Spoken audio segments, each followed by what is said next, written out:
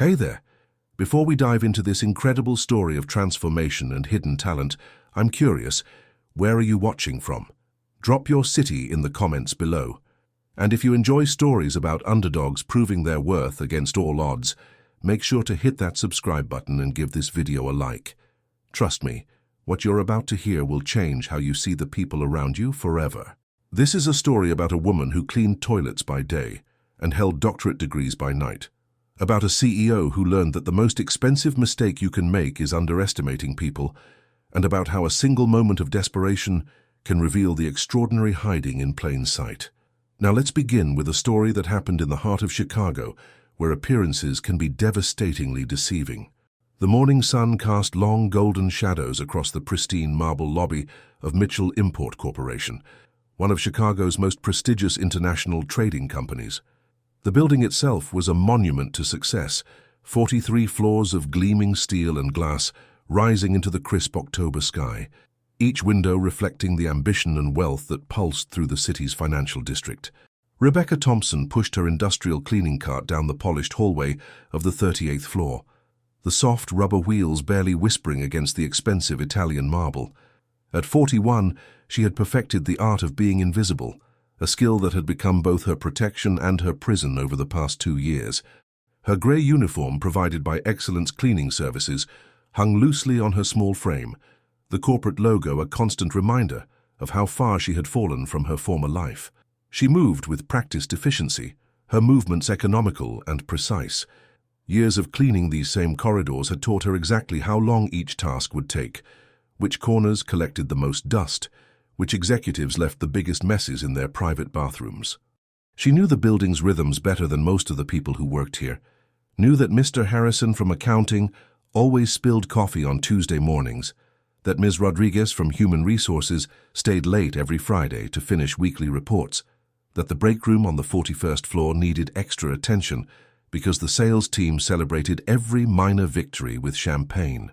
But more than anything, Rebecca knew to stay out of Daniel Mitchell's way. "Watch where you're going, for Christ's sake." Mitchell's voice boomed through the marble corridor like thunder, his 6-foot frame bearing down on Rebecca with the force of a freight train. He didn't slow his stride as he deliberately shoulder-checked her cleaning cart, sending bottles of disinfectant, rolls of paper towels and cleaning supplies clattering across the floor in a symphony of corporate humiliation.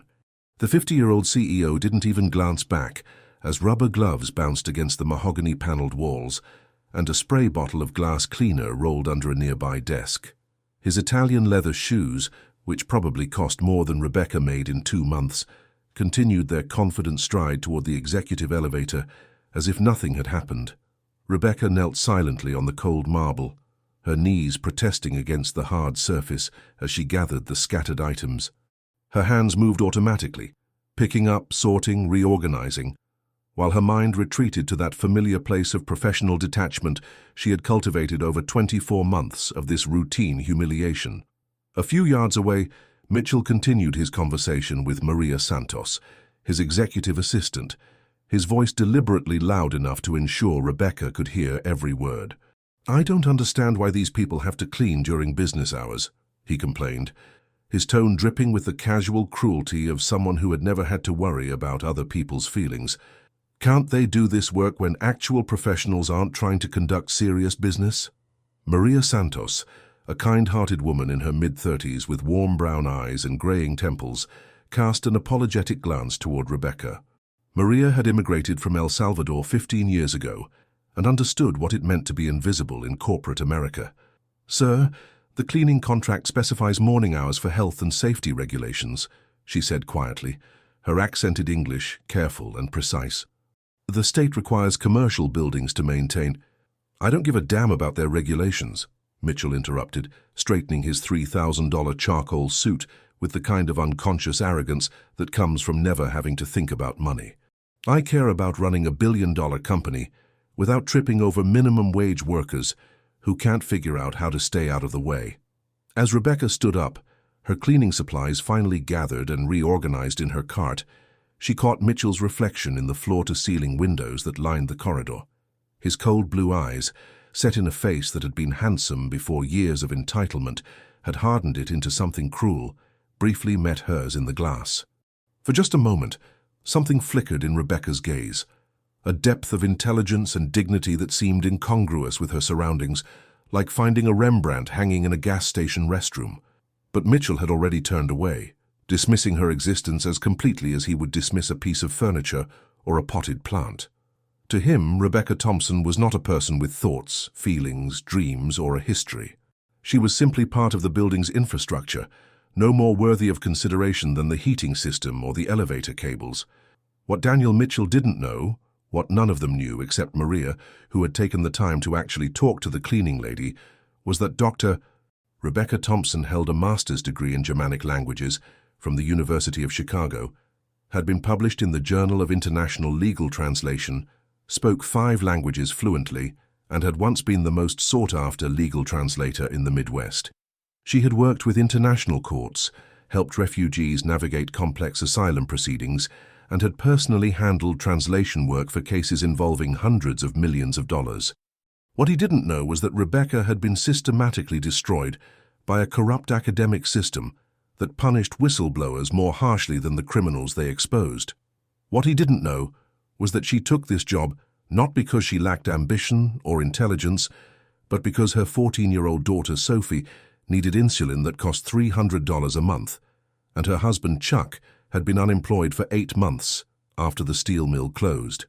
What he didn't know was that every night, after cleaning his toilets and emptying his trash cans, Rebecca went home to a cramped 2-bedroom apartment and worked on freelance translation projects until 2 in the morning, trying to rebuild a career that had been systematically demolished by powerful men who valued loyalty over integrity. But perhaps most importantly, what Daniel Mitchell didn't know was that life had a way of hiding diamonds in the darkest places, and that the woman he had just humiliated was about to become the most important person in his entire world. The question was, how long could brilliance remain buried before it demanded to shine? How long could competence hide behind a janitor's uniform before circumstances forced it into the light? As Rebecca resumed her quiet work, pushing her cart toward the next office that needed cleaning, she had no idea that in less than 4 hours, Daniel Mitchell would be begging for her help. She had no idea that the very intelligence he dismissed as worthless would soon be the only thing standing between him and financial ruin. But the universe has a sense of irony, and sometimes the people we treat worst are exactly the people we need most. The morning sun continued to stream through those expensive windows, casting shadows that shifted and changed as the earth turned on its axis. And somewhere in those shifting patterns of light and darkness, the stage was being set for a confrontation that would change both of their lives forever. 3 hours and 17 minutes later, chaos erupted in Daniel Mitchell's executive suite like a 5-alarm fire in a fireworks factory. The suite itself was a testament to corporate excess. 2,000 square feet of mahogany paneling, Persian rugs worth more than most people's cars, and floor-to-ceiling windows offering a commanding view of Lake Michigan. Mitchell's desk, a massive piece of furniture carved from a single piece of Brazilian rosewood, normally served as his throne of power. Today, it had become ground zero for his worst nightmare. Maria Santos burst through the mahogany double doors that separated Mitchell's inner sanctum from the outside world. Her usually composed demeanor shattered like glass hitting concrete. Her dark hair, normally pulled back in a neat professional bun, had escaped its constraints and framed her face in worried tendrils. Her hands shook as she clutched a thick manila envelope against her chest like a shield. "Mr. Mitchell," she said, her voice tight with barely controlled panic, "we have a serious problem, a very serious problem." Mitchell looked up from his computer screen, where he had been reviewing third-quarter profit margins with the kind of focused intensity that had made him millions. His irritation at the interruption was immediately visible in the tightening around his eyes, the slight flaring of his nostrils, the way his fingers paused over the keyboard as if reluctant to abandon important work for whatever trivial crisis his assistant was experiencing. "What now, Maria?" he asked, his voice carrying the tired exasperation of a man who believed himself to be constantly surrounded by incompetence. "Please tell me it's not another complaint about the cleaning staff. I don't have time to deal with hurt feelings from people who can't do their jobs without getting in the way." "No, sir, it's not about the cleaning staff." Maria approached his desk with the careful steps of someone walking through a minefield. This came by express courier from Germany 15 minutes ago. It's marked urgent legal matter and has a deadline of 6 p.m. today Central European time. The word Germany penetrated Mitchell's consciousness like a cold knife. His company did extensive business throughout Europe, and urgent legal matters from German courts usually meant one of two things. Either someone was suing him for millions, or someone owed him millions. Given his recent expansion into the Frankfurt market, either scenario was equally possible and equally terrifying. Mitchell tore open the envelope with the aggressive efficiency of a man accustomed to attacking problems head-on. What tumbled out onto his Brazilian rosewood desk made his blood turn to ice water in his veins. Page after page of incomprehensible text stared back at him like hieroglyphics from an alien civilization. Strange symbols that might have been letters danced across official letterhead in patterns that hurt his eyes to follow. What appeared to be Gothic script, mixed with modern typography in a combination that spoke of serious legal authority and centuries-old tradition. Red wax seals and embossed stamps decorated the margins like medals of war. This is German, isn't it? Mitchell's voice had lost all of its usual commanding authority and taken on the hollow quality of a man watching his world crumble in real time. Maria nodded grimly, her brown eyes reflecting the same fear that was currently eating through Mitchell's stomach like acid. That's what we think, sir. But it's not just German. It looks like some kind of highly specialized legal German, the kind they use in courts and government offices. She pulled out her tablet and showed him a growing list of names and phone numbers. I've already called Thompson and Associates. They're booked solid until next month. Morrison Legal Translation said they don't handle archaic German dialects. Berlin Direct Services laughed when I described the documents and said we'd need someone with advanced credentials in historical legal German, and nobody like that works on same-day deadlines. Mitchell's hands trembled slightly as he picked up the first page again, trying to force his Harvard Business School education to make sense of what he was looking at. International Language Solutions said they'd need at least 48 hours just to find someone qualified to assess the documents, let alone translate them. Mitchell felt sweat beginning to form on his forehead as he noticed the letterhead more closely. Bundesnotarkammer, Federal Notary Chamber of Germany.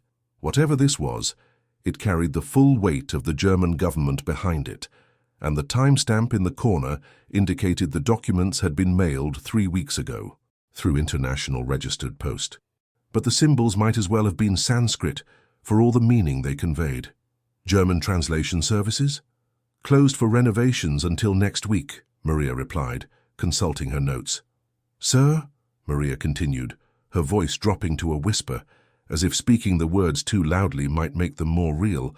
The courier mentioned this was the third attempt at delivery. He said if we don't respond by 6 p.m. German time today, that's noon our time tomorrow, the matter will be considered legally abandoned according to German inheritance law. The phrase inheritance law hit Mitchell like a physical blow.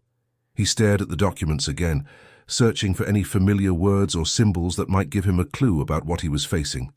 But the Gothic script and legal terminology remained as impenetrable as a brick wall. Inheritance law, he repeated, his voice barely above a whisper. Maria, I don't have any relatives in Germany. My grandfather came from Ireland. My grandmother's family came from Poland. We don't have any German connections. Sir, maybe you should call your lawyer. Mitchell was already reaching for his phone, but even as he did, a cold realization was setting in. His lawyer, James Peterson from Peterson Williams and Associates, was an excellent corporate attorney. He could navigate American business law like a master sailor navigating familiar waters. But German inheritance law? Historical legal German? International estate proceedings? Peterson doesn't speak German, Mitchell said slowly, the words tasting like ash in his mouth.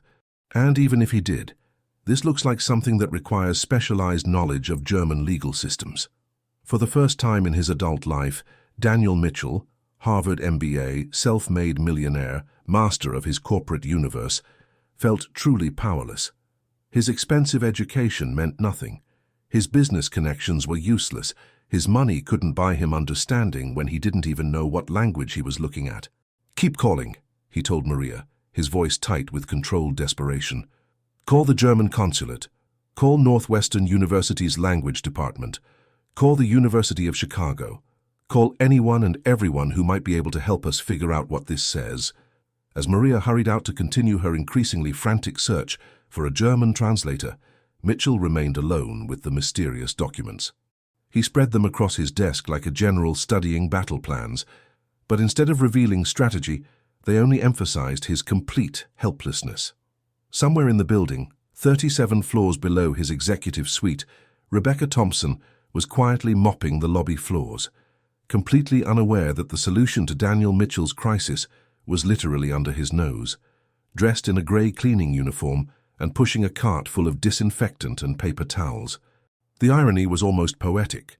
The man who had spent 2 years treating her like she was invisible was about to discover that she was the only person in his world who could save him from disaster.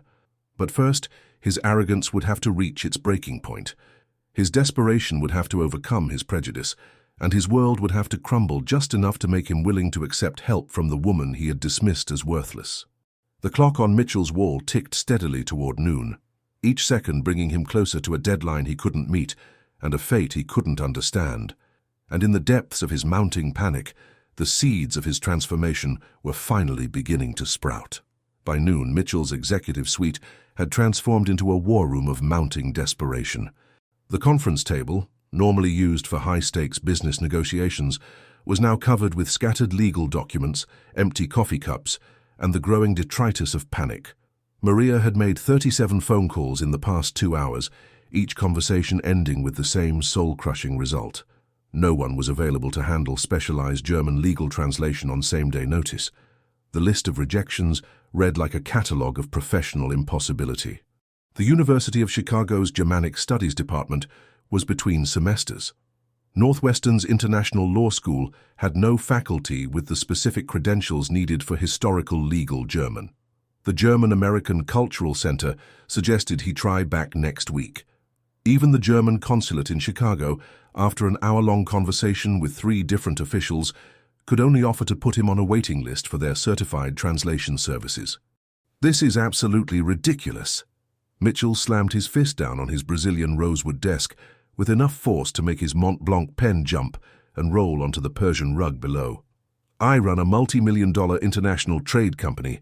I do business in 17 countries.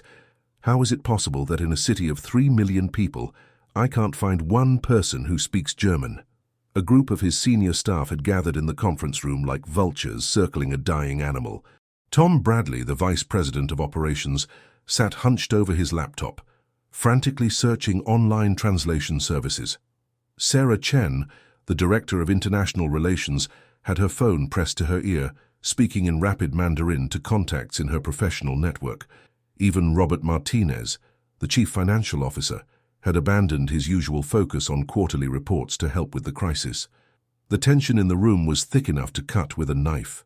Everyone understood that when Daniel Mitchell panicked, heads rolled and pink slips followed.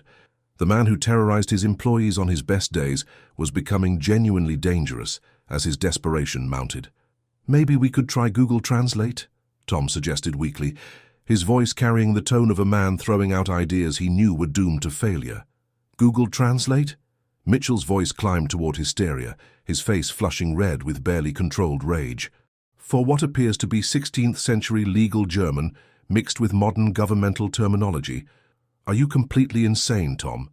Do you want me to accidentally sign away my firstborn child because some algorithm mistranslated inheritance rights as birthday wishes?" Sarah Chen looked up from her phone call, her expression grim. "Sir, I reached out to my contact at the International Chamber of Commerce in Frankfurt. She said documents like these typically involve estates worth millions of euros, and that incorrect translation can result in permanent forfeiture of all rights under German law." The word millions hit the room like a physical force. Robert Martinez's calculator clattered to the floor. Tom Bradley's coffee cup froze halfway to his lips. Maria stopped typing and stared at the mysterious documents with new respect and terror. "Millions?" Mitchell's voice cracked like a teenager going through puberty. "Did you say millions?" She said that federal notary chamber documents are only used for the largest, most complex inheritance cases, the kind that involve multiple countries, contested wills and significant international assets. In a moment of pure arrogance, born of mounting desperation and crushing fear, Mitchell stood up behind his desk and declared loudly enough for half the floor to hear, "You know what? I'll give my entire monthly salary, $8,500, to anyone in this building who can properly translate these documents before 6 p.m. today."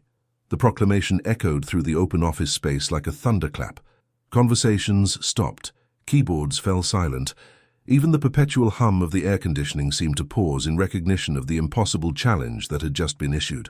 Mitchell's monthly salary was more than most of his employees made in 3 months.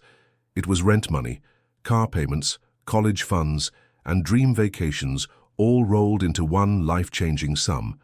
But everyone understood that it was also completely impossible to earn.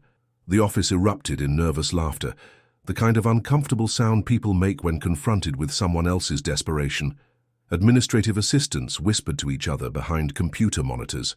Junior executives shook their heads in amazement at their boss's complete breakdown.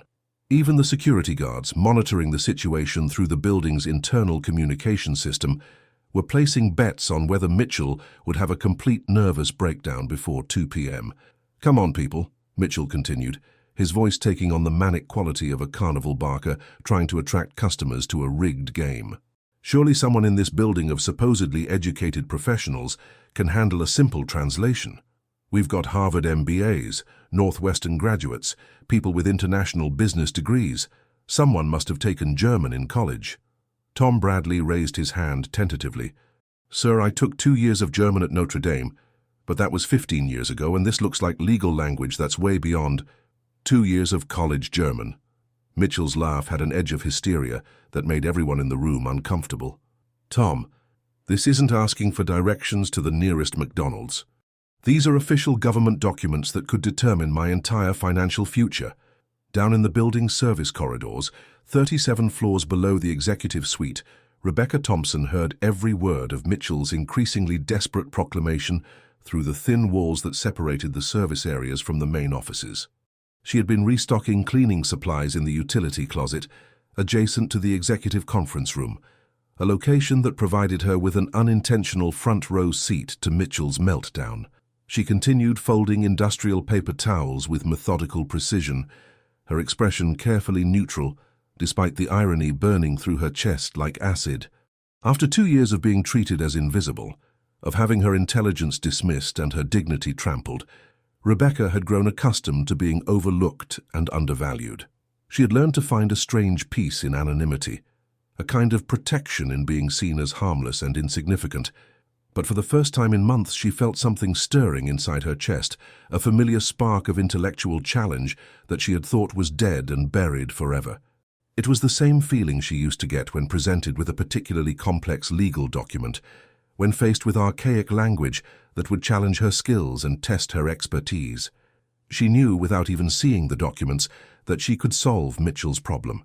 She knew because she had spent 12 years handling exactly this kind of work, because she had helped dozens of families navigate the labyrinthine complexities of international inheritance law, because she had been trained by the best legal translators in the world to handle exactly these kinds of emergency situations. But more than that, she knew because she recognized the terminology that was filtering through the walls. Bundesnotarkammer, Federal Notary Chamber. She had worked with those exact institutions during her years as a certified translator for the German consulate. She had handled cases involving millions of dollars, contested wills, international estates, and complex legal proceedings that spanned multiple countries. The question burning through her mind wasn't whether she could help, it was whether she should. After 2 years of humiliation, after watching this man treat her as if she were less than human, after enduring his casual cruelty and systematic dismissal of her worth as a person, why should she lift a finger to save him from disaster? But then she thought about Sophie, her 14-year-old daughter, who had been accepted to Northwestern University's summer program for gifted students, but couldn't attend because they couldn't afford the tuition. She thought about Chuck, her husband, who had been out of work for 8 months and was slowly losing hope of ever finding employment again. She thought about the insulin that cost $300 a month, and the rent that was always 2 weeks late, and the dreams that had been put on hold indefinitely. $8,500. It was more money than her family had seen in one place since her career had been destroyed 2 years ago. It was enough to pay for Sophie's summer program, enough to cover their bills for 3 months, enough to give them breathing room while she continued looking for work in her actual profession. But most importantly, it was a chance to prove, to herself as much as to anyone else, that her intelligence and expertise still mattered, that Dr. Rebecca Thompson, despite everything that had been taken from her, was still one of the most competent legal translators in the Midwest. The question was she ready to step out of the shadows and risk everything? Was she prepared to face Mitchell's shock, his disbelief, his potential anger at discovering that the woman he had treated like dirt was actually more qualified than anyone in his entire company? As the clock ticked toward 1 p.m. and Mitchell's desperation reached fever pitch, Rebecca Thompson made a decision that would change both of their lives forever. She was about to remind Daniel Mitchell that the most dangerous thing you can do is underestimate the people around you.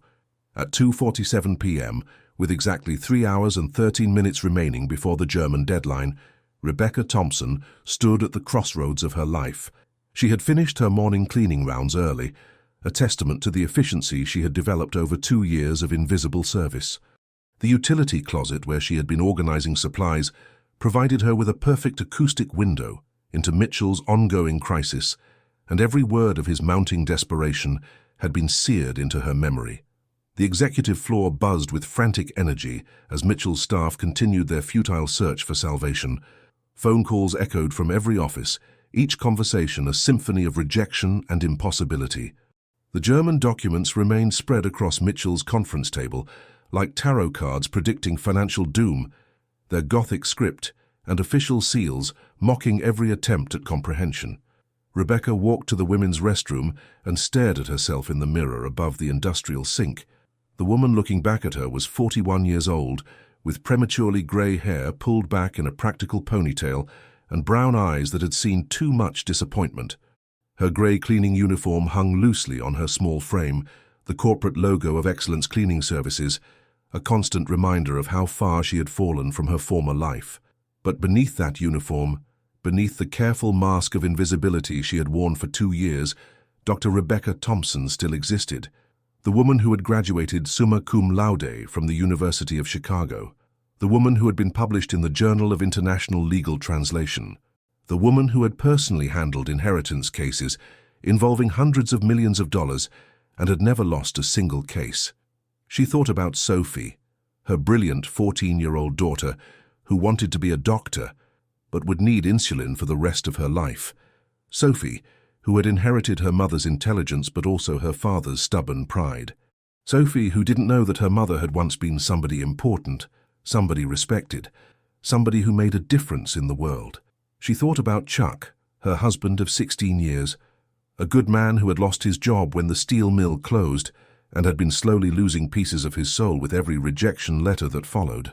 Chuck, who worked double shifts at a gas station to help pay their bills, who never complained about her lost career or the reduced circumstances that had become their reality.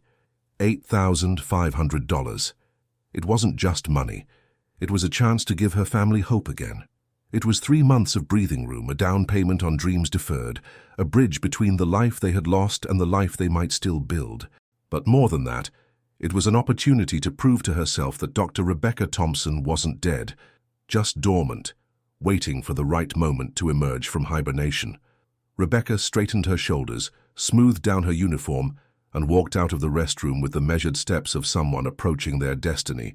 She knocked softly on the mahogany door of Mitchell's executive suite, her heart pounding so loudly she was sure everyone in the building could hear it.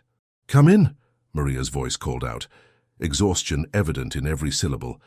Rebecca entered the conference room quietly, still wearing her grey cleaning uniform, her hands clasped respectfully in front of her. The room fell silent, as if someone had thrown a switch, cutting off all conversation and leaving only the sound of shocked breathing. Mitchell looked up from where he had been pacing behind his desk, like a caged animal. His expensive suit wrinkled, and his usually perfect hair disheveled from running his hands through it in frustration. Tom Bradley stopped mid-sentence in his phone conversation with a translation service in Milwaukee. Sarah Chen lowered her cell phone and stared. Even Maria, who had always been kind to Rebecca, looked surprised to see the cleaning lady in the middle of their corporate crisis.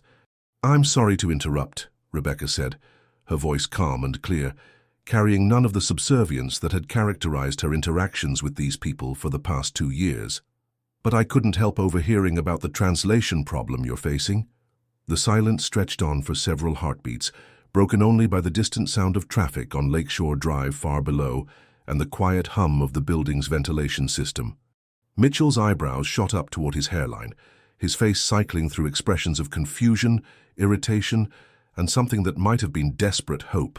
"Excuse me?" His voice carried the condescending tone of someone speaking to a child who has wandered into an adult conversation. "I don't recall asking for input from the custodial staff." Rebecca didn't flinch. 2 years of humiliation had taught her to armor herself against exactly this kind of dismissal. "I understand, sir, but I wanted to offer my assistance with the German documents that are causing such distress." The room erupted in barely suppressed laughter that cut through Rebecca like broken glass. Tom Bradley choked on his coffee, spraying drops across his laptop screen. Sarah Chen tried to hide her smirk behind a manila folder, her shoulders shaking with suppressed mirth. Even Robert Martinez, who had maintained a professional demeanor throughout the crisis, couldn't completely suppress the smile tugging at the corners of his mouth. "Your assistance?"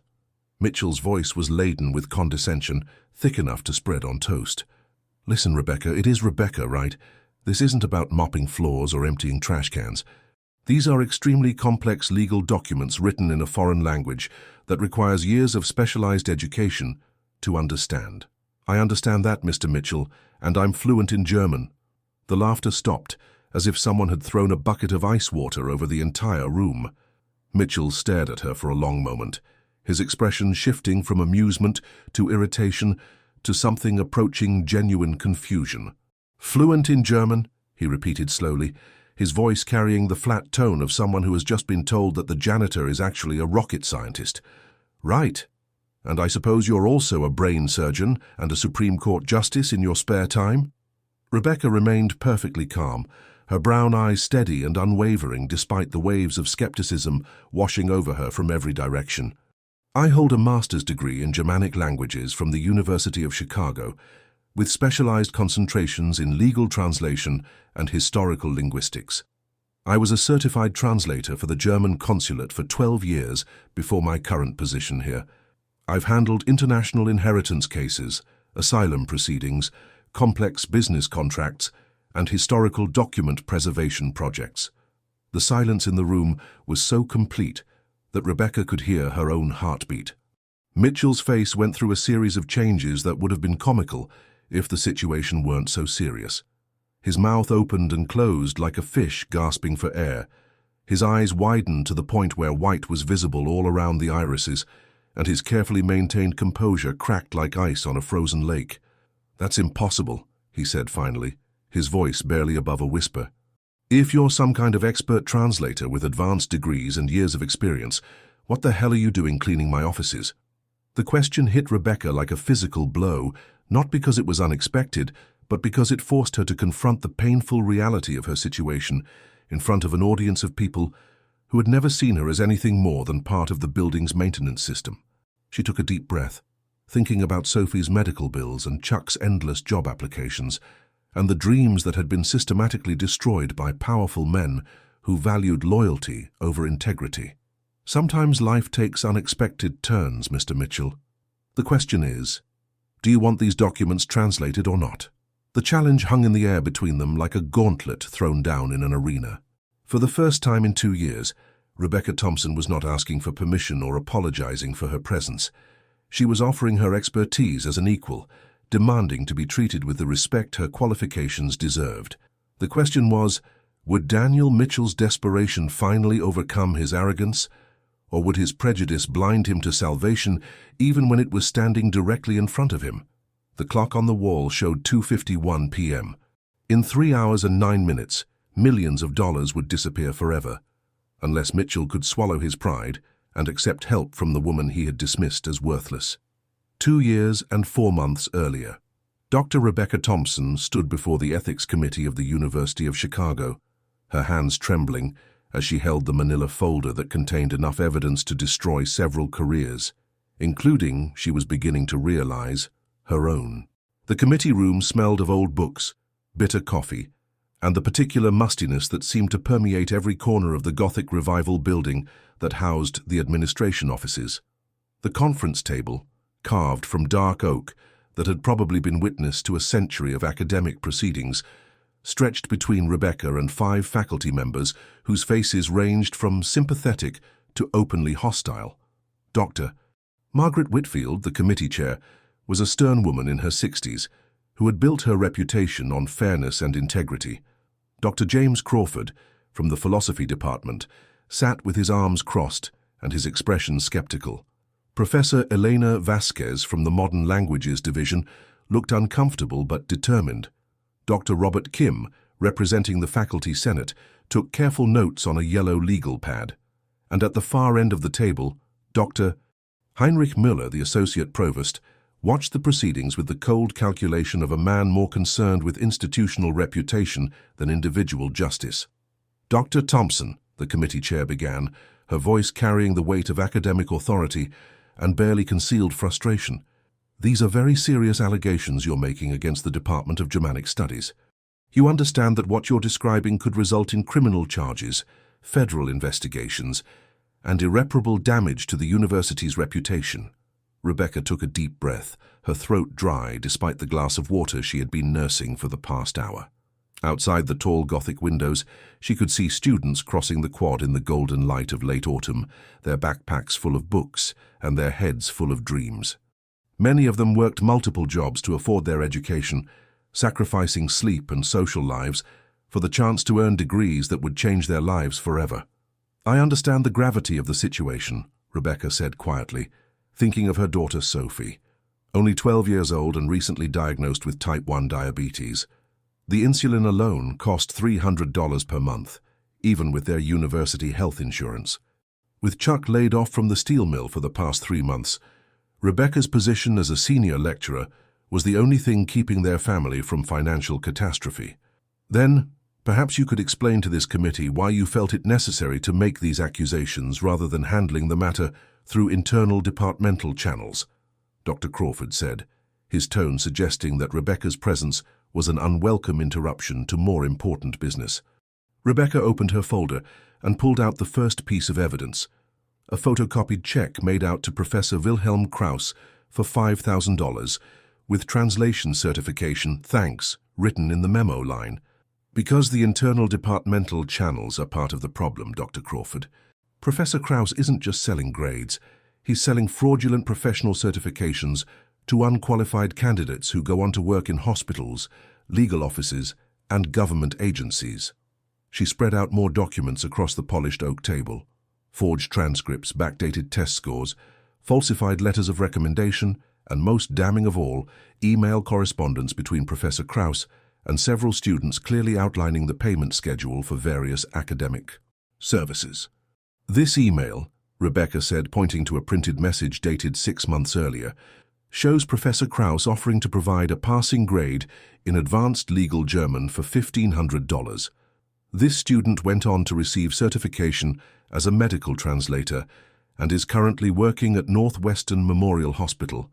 Dr. Whitfield leaned forward to examine the documents more closely, her expression growing increasingly grave. "Dr. Thompson, how did you come by these materials?" "Professor Krauss asked me to review his files when he was preparing for his sabbatical application. He said he needed help organizing his student records." Rebecca's voice grew stronger as she continued. "I found discrepancies immediately. Students who had failed my prerequisite courses were receiving A grades in his advanced classes. People who couldn't conjugate basic verbs were being certified as professional translators. Professor Vasquez spoke up for the first time. Did you confront Professor Krauss about these discrepancies?" "I tried to. I scheduled a meeting with him to discuss what I had found, thinking there might be some innocent explanation." Rebecca's voice took on a bitter edge.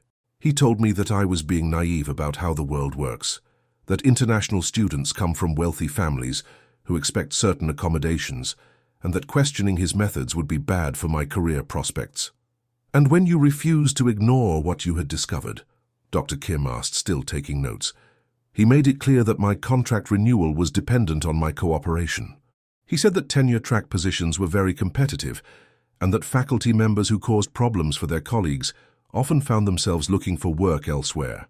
Dr. Mueller finally spoke, his voice carrying the calculated tone of someone more concerned with damage control than justice. Dr. Thompson, Professor Krauss is not just any faculty member. He's the department head, a respected scholar with connections to the university's Board of Trustees, and a significant donor to the Germanic Studies program. Are you absolutely certain you want to proceed with these allegations? The threat was barely concealed beneath the polite academic language. Rebecca understood that she was being given one last chance to withdraw her complaint, to return to her office and pretend she had never seen the evidence that was scattered across the table in front of her. She thought about Sophie, who would need insulin for the rest of her life. She thought about Chuck, who was already struggling to find work in an economy that had left steel workers behind. She thought about the mortgage payments and the medical bills and the carefully balanced budget that would collapse if she lost her job. But then she thought about the fraudulent translators working in hospitals, potentially putting patients' lives at risk because they couldn't accurately translate medical terminology. She thought about the legal cases that might be decided incorrectly because court translators had bought their certifications instead of earning them. She thought about the legitimate students who were being cheated out of fair grading and honest evaluation. "I'm certain," Rebecca said, her voice steady despite the fear coursing through her veins. "What Professor Krauss is doing is fraud, and it's putting people's lives at risk. Some of these falsely certified translators are working in emergency rooms and divorce proceedings and immigration hearings. The consequences could be catastrophic. Present day. Sometimes life takes unexpected turns," Rebecca said, her voice steady despite the memories flooding back like a tide of bitter water. The words carried the weight of everything she had lost: her career, her reputation, her financial security, her professional identity. She looked around Mitchell's conference room, seeing the shocked faces of people who had dismissed her for 2 years, who had never bothered to learn her name or ask about her background or wonder what circumstances had brought a woman with her obvious intelligence to a job that required none of her skills. "But my qualifications haven't changed, Mr. Mitchell. Neither has my integrity. And right now your choice is simple. You can continue to let your prejudices blind you to the solution standing in front of you, or you can accept help from someone who has handled dozens of cases exactly like this one." Mitchell stared at her, his mind struggling to reconcile the woman before him with his preconceptions about cleaning staff and social hierarchies and the natural order of corporate power structures. "You're saying you can actually read these documents? You can tell me what they say?" "I'm saying I can do more than read them, Mr. Mitchell. I can translate them, analyze their legal implications, prepare your response, and if necessary, represent your interests in German courts." Rebecca's voice carried the quiet confidence of someone who had finally stopped apologizing for her expertise. "The question is, are you ready to treat me like the professional I've always been?" The clock on the wall showed 2:53 p.m. Time was running out, and Daniel Mitchell was about to learn that salvation sometimes comes dressed in the most unexpected packages. Mitchell's office had become a pressure cooker of tension and desperation, the air thick with the kind of stress that makes rational thought nearly impossible. The clock on the wall showed 3:15 p.m., less than 3 hours remaining before a deadline that could mean the difference between wealth and ruin. The mysterious German documents lay spread across his conference table like pieces of an ancient puzzle that held the key to his future. "Fine," Mitchell said abruptly, his voice cutting through the suffocating silence like a blade. The word carried the weight of a man who had exhausted every other option and was now grasping at straws that might not even exist. "Let's say I believe this absolutely ridiculous story about you being some kind of expert translator. Prove it." The challenge hung in the air like a gauntlet thrown down in a medieval arena. Every person in the room held their breath, waiting to see if the cleaning lady who claimed to have advanced degrees could actually back up her extraordinary claims. Rebecca approached the conference table with the measured steps of someone who had been preparing for this moment her entire professional life. The moment she laid eyes on the documents, her expression underwent a subtle but unmistakable transformation. Her shoulders straightened, her brown eyes sharpened with focus. The careful mask of invisibility she had worn for 2 years fell away, replaced by the confident bearing of a woman who knew exactly what she was looking at.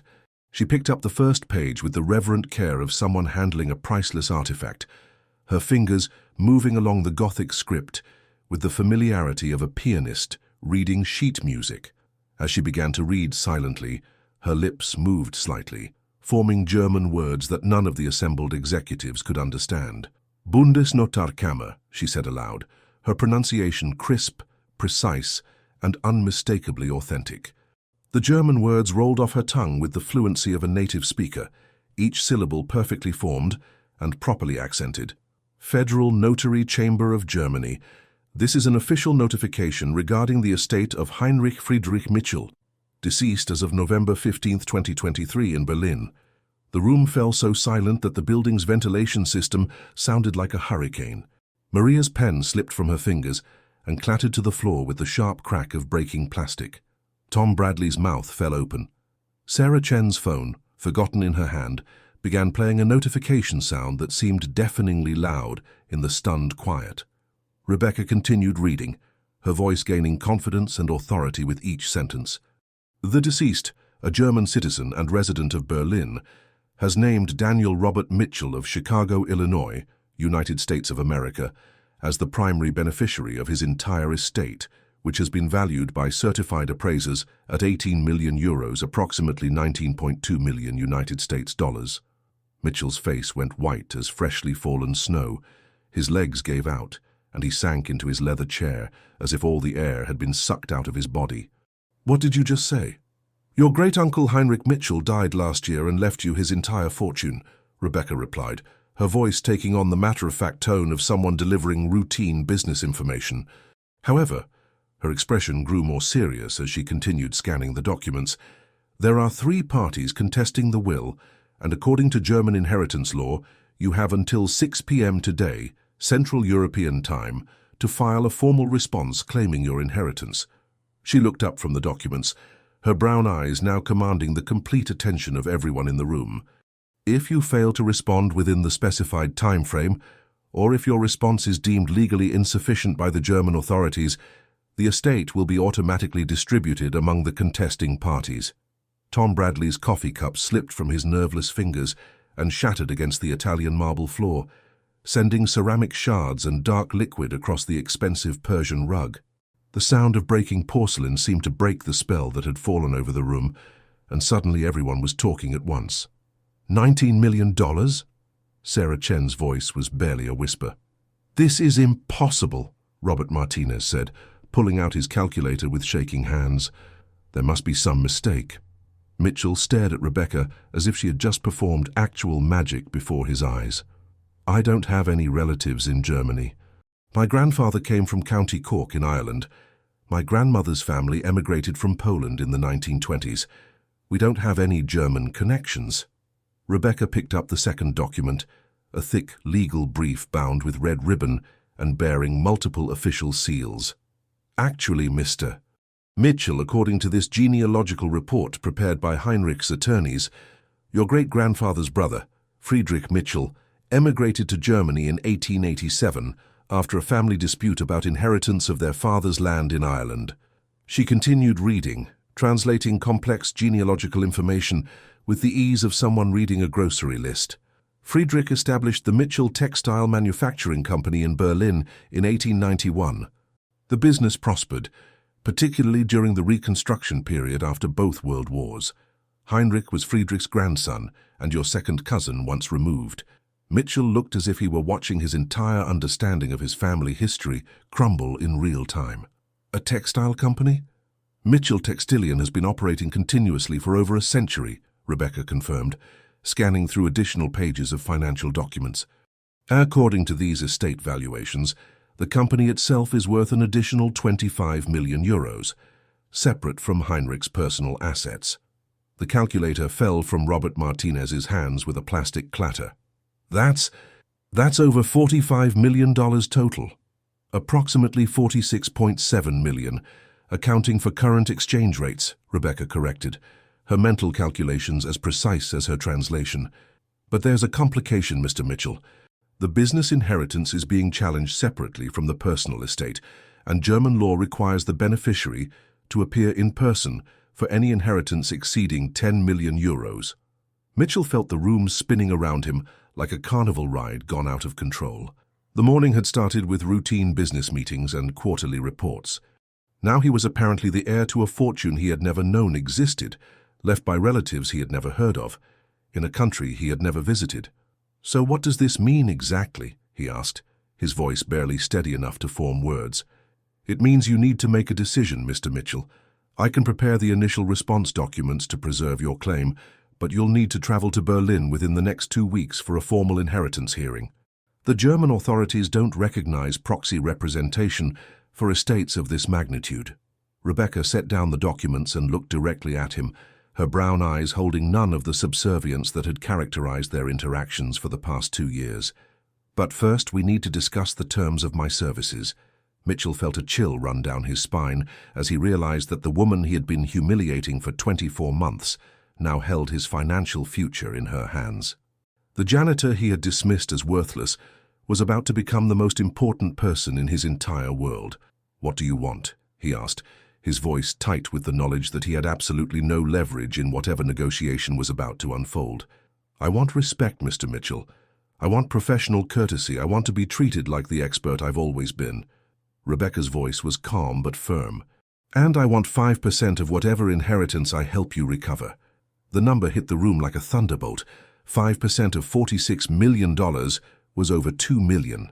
Rebecca Thompson, the woman who had been earning minimum wage to clean toilets, had just negotiated herself into potential millionaire status.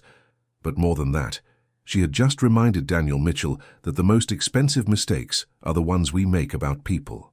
The silence in Mitchell's conference room stretched on for what felt like an eternity, broken only by the distant sound of traffic 37 floors below and the nervous breathing of executives who were witnessing the complete inversion of their corporate hierarchy. The woman they had dismissed as the cleaning lady had just presented them with the most important business opportunity in the company's history and was now negotiating from a position of absolute power. 5%. Mitchell's voice cracked like thin ice under pressure. "You want over $2 million? I want to be fairly compensated for preventing you from losing $46 million, Rebecca replied, with the calm precision of someone who had spent years negotiating high-stakes international contracts. "And let me be clear about what you're facing without my help, Mr. Mitchell." She picked up one of the German documents and pointed to a specific paragraph dense with legal terminology. "This section outlines the contestation process. The 3 challenging parties aren't random relatives hoping for a windfall.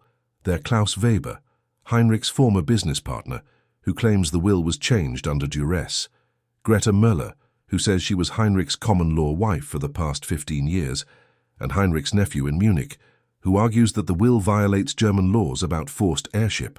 Tom Bradley leaned forward, his face pale. "What does that mean exactly?" "It means they've been preparing their legal challenges for months, possibly years. They have German attorneys who specialize in inheritance law. They understand the system, they know the judges, and they're prepared for a protracted legal battle." Rebecca's voice took on the authority of someone who had seen these battles before. "Mr. Mitchell, you're not just racing against time, you're walking into a war zone armed with nothing but confusion and desperation." She spread out additional documents that revealed the true complexity of the situation. "Klaus Weber has already filed preliminary injunctions to freeze Heinrich's assets pending resolution of his claim. Greta Müller has presented evidence of a common-law marriage that would give her automatic inheritance rights under German domestic partnership laws. The nephew in Munich is arguing that Heinrich's decision to leave everything to an American relative violates German laws requiring a portion of estates to remain with immediate family members." Sarah Chen rubbed her temples as if fighting off a migraine. "So even if Mr. Mitchell responds to the deadline today, he still has to fight 3 separate legal battles in German courts." "Exactly. And without proper representation, he'll lose every single one of them." Rebecca's brown eyes fixed on Mitchell with laser-like intensity. "German inheritance law is incredibly complex, Mr. Mitchell. It's based on centuries of legal precedent, civil code traditions that don't exist in American law, and cultural expectations about family obligations that most Americans don't understand." She picked up another document, this one bearing multiple official seals. This affidavit shows that Klaus Weber has already retained Fischer, Müller and Associates, one of Berlin's most prestigious inheritance law firms. They've been preparing their case for 6 months, gathering evidence about Heinrich's mental state, documenting their business relationship, and building a legal strategy designed to prove that Heinrich was either incompetent or coerced when he changed his will. Mitchell felt sweat beginning to form on his forehead, despite the perfectly controlled temperature in his executive suite. And Greta Müller. She's represented by Dr. Elizabeth Hartmann, who wrote the definitive text on German domestic partnership law. Dr. Hartmann hasn't lost an inheritance case in 12 years. Rebecca's tone was matter of fact, but the implications were terrifying. They have photographs of Heinrich and Greta at social events, joint bank account records, and witness statements from neighbors confirming they lived together as husband and wife. What about the nephew in Munich? Wilhelm Mitchell, yes, he kept the family name, is represented by his cousin, who happens to be a judge in the Bavarian court system. He doesn't need to hire outside counsel because he has family connections throughout the German legal establishment. Robert Martinez, who had been frantically taking notes throughout Rebecca's explanation, looked up with undisguised fear. So you're saying Mr. Mitchell is facing 3 different teams of expert German lawyers, all of whom have been preparing their cases for months, all of whom understand the system better than we do, and all of whom are highly motivated to prevent an American stranger from claiming a fortune they believe belongs to them. That's exactly what I'm saying, Rebecca confirmed, and they're assuming that Mr. Mitchell will either fail to respond to the deadline, or will send some American lawyer who doesn't speak German and doesn't understand the cultural and legal complexities involved. She stood up, her grey cleaning uniform incongruous with the authority she was projecting. Gentlemen, I've handled dozens of cases like this, international inheritance disputes involving millions of dollars, complex family relationships, contested wills, and competing legal systems. I know German inheritance law, I understand the cultural expectations, I speak the language fluently, and I have professional relationships with attorneys and court officials throughout Germany. The room was completely silent as the implications of her words sank in. Without Rebecca Thompson, Daniel Mitchell had no chance of claiming his inheritance. With her, he might actually have a fighting chance. But my services don't come free, Rebecca continued, her voice carrying none of the deference that had characterized her interactions with these people for 2 years. I'm offering to potentially save you $46 million in exchange for professional respect and fair compensation. Most people would consider that an excellent return on investment. Mitchell realized he was completely trapped, not by Rebecca's demands, but by his own ignorance and prejudice.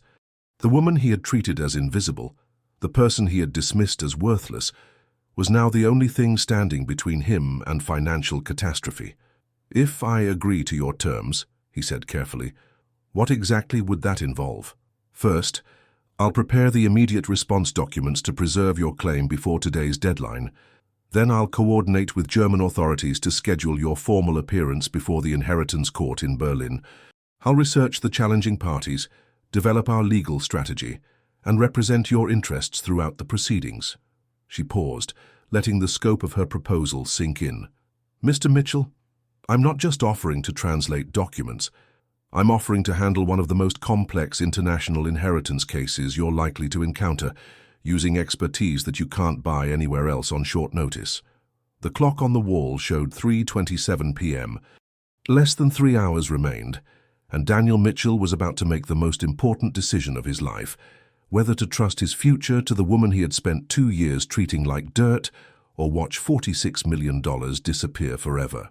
What do you need from me? He asked quietly, the words tasting like humility and crow. I need a formal apology, Rebecca said simply. To me, and to every member of your staff that you've treated with disrespect. If we're going to work together, if I'm going to trust you with my professional reputation, then I need to know that you understand the gravity of what's happened here today. The request hit Mitchell like a physical blow. She wasn't just asking for money or professional recognition. She was demanding that he acknowledge his behavior and take responsibility for the way he had treated people he considered beneath his notice.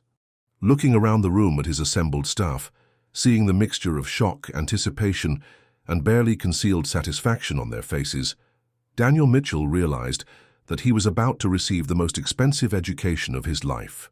And the teacher was a woman who had been cleaning his toilets while holding advanced degrees that made his Harvard MBA look like a participation trophy. The silence in Mitchell's conference room was so complete that the building's ventilation system sounded like a windstorm.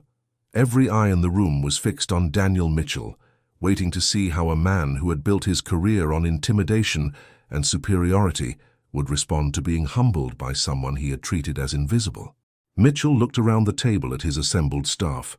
Tom Bradley, whose coffee-stained shirt reflected his nervousness, Sarah Chen, whose expression mixed professional curiosity with personal satisfaction, Robert Martinez, still clutching his calculator like a life preserver, and Maria Santos, whose kind brown eyes held a mixture of hope and wariness.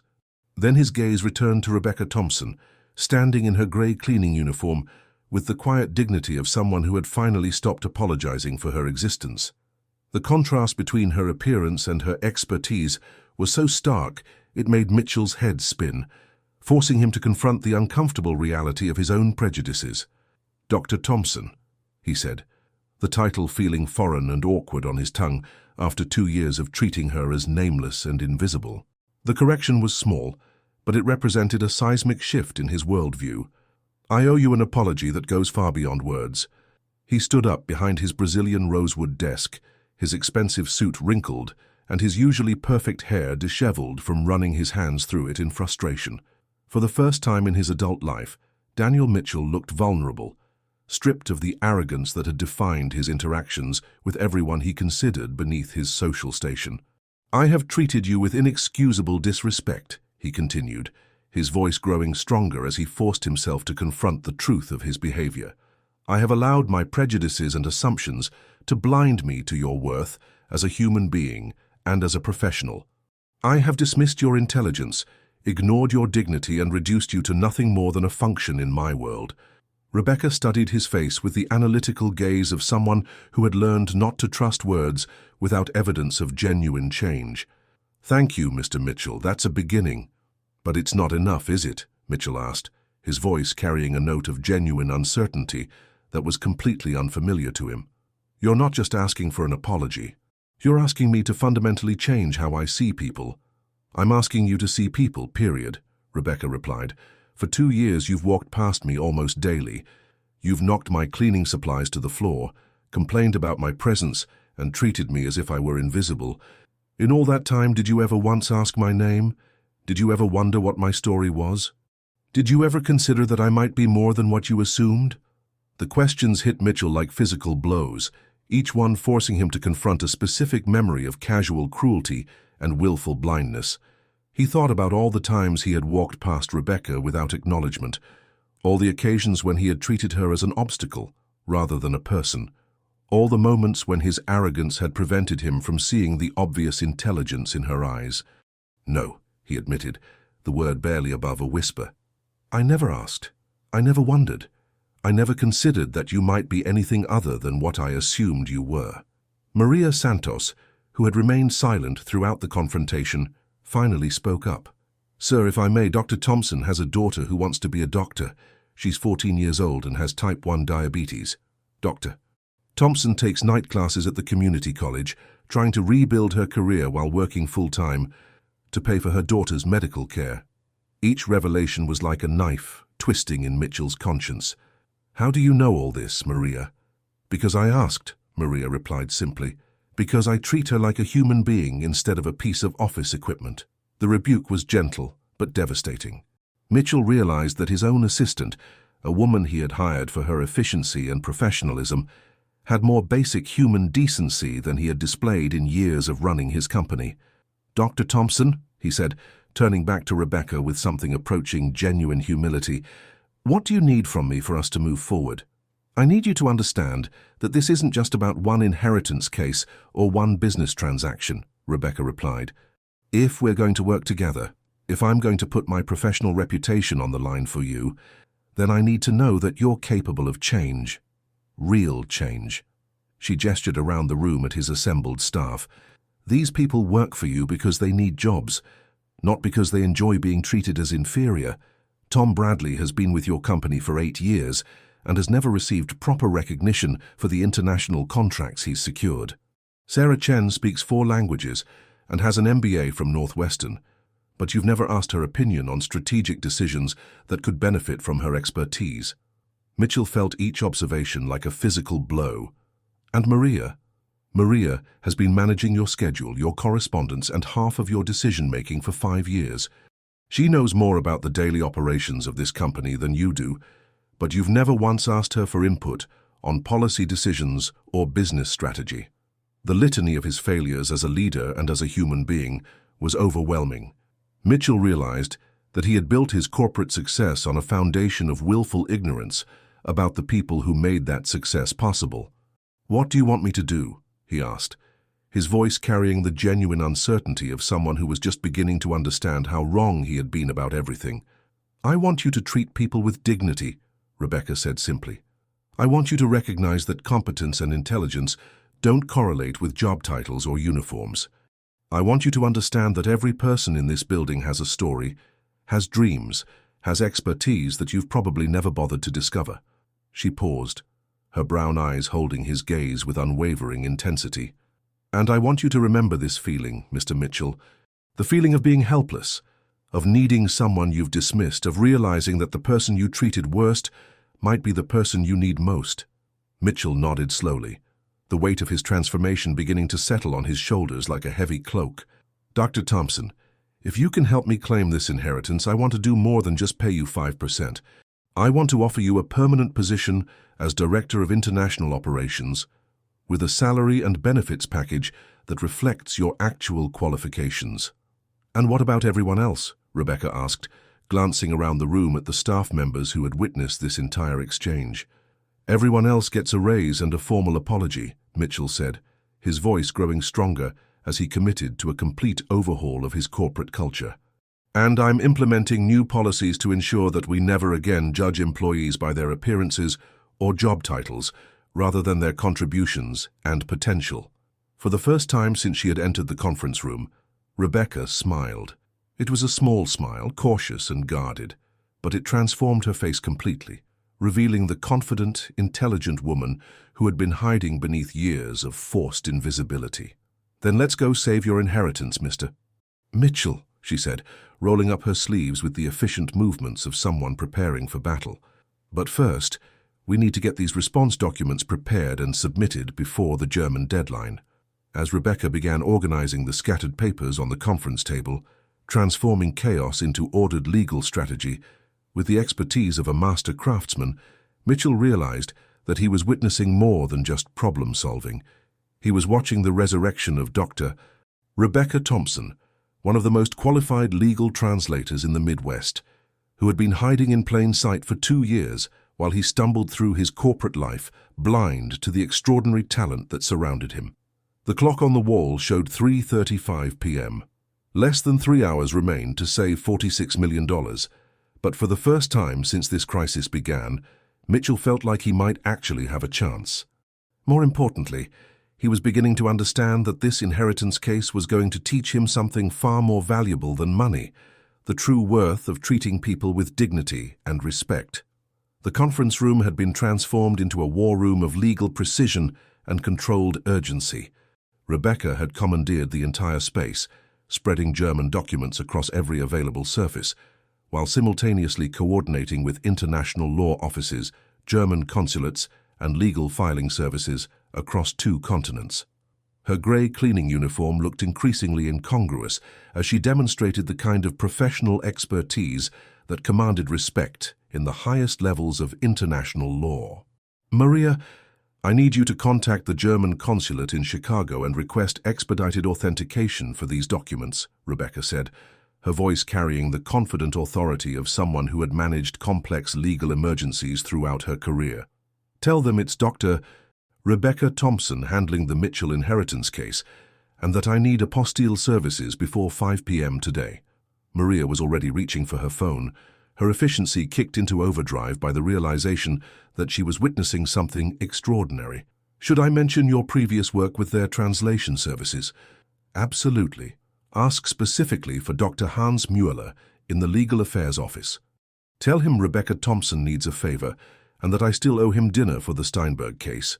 Rebecca was simultaneously writing notes in German legal terminology while speaking to Maria, her multitasking abilities a testament to years of handling crisis situations. Tom Bradley, who had been relegated to assistant status in his own conference room, looked up from his laptop where he was researching German inheritance law. Dr. Thompson, I'm finding information about something called Pflichtheil. Does that affect our case? Rebecca glanced at his screen and nodded approvingly. Excellent research, Tom. Pflichtheil refers to the forced share that immediate family members are entitled to under German law, regardless of what the will says. It's probably the basis for Wilhelm Mitchell's challenge in Munich. She continued writing while explaining the legal complexities. Under German law, children and spouses are entitled to a minimum percentage of any inheritance, even if they're specifically excluded from the will. Wilhelm is probably arguing that Heinrich's decision to leave everything to an American relative violates his rights as the closest surviving family member in Germany.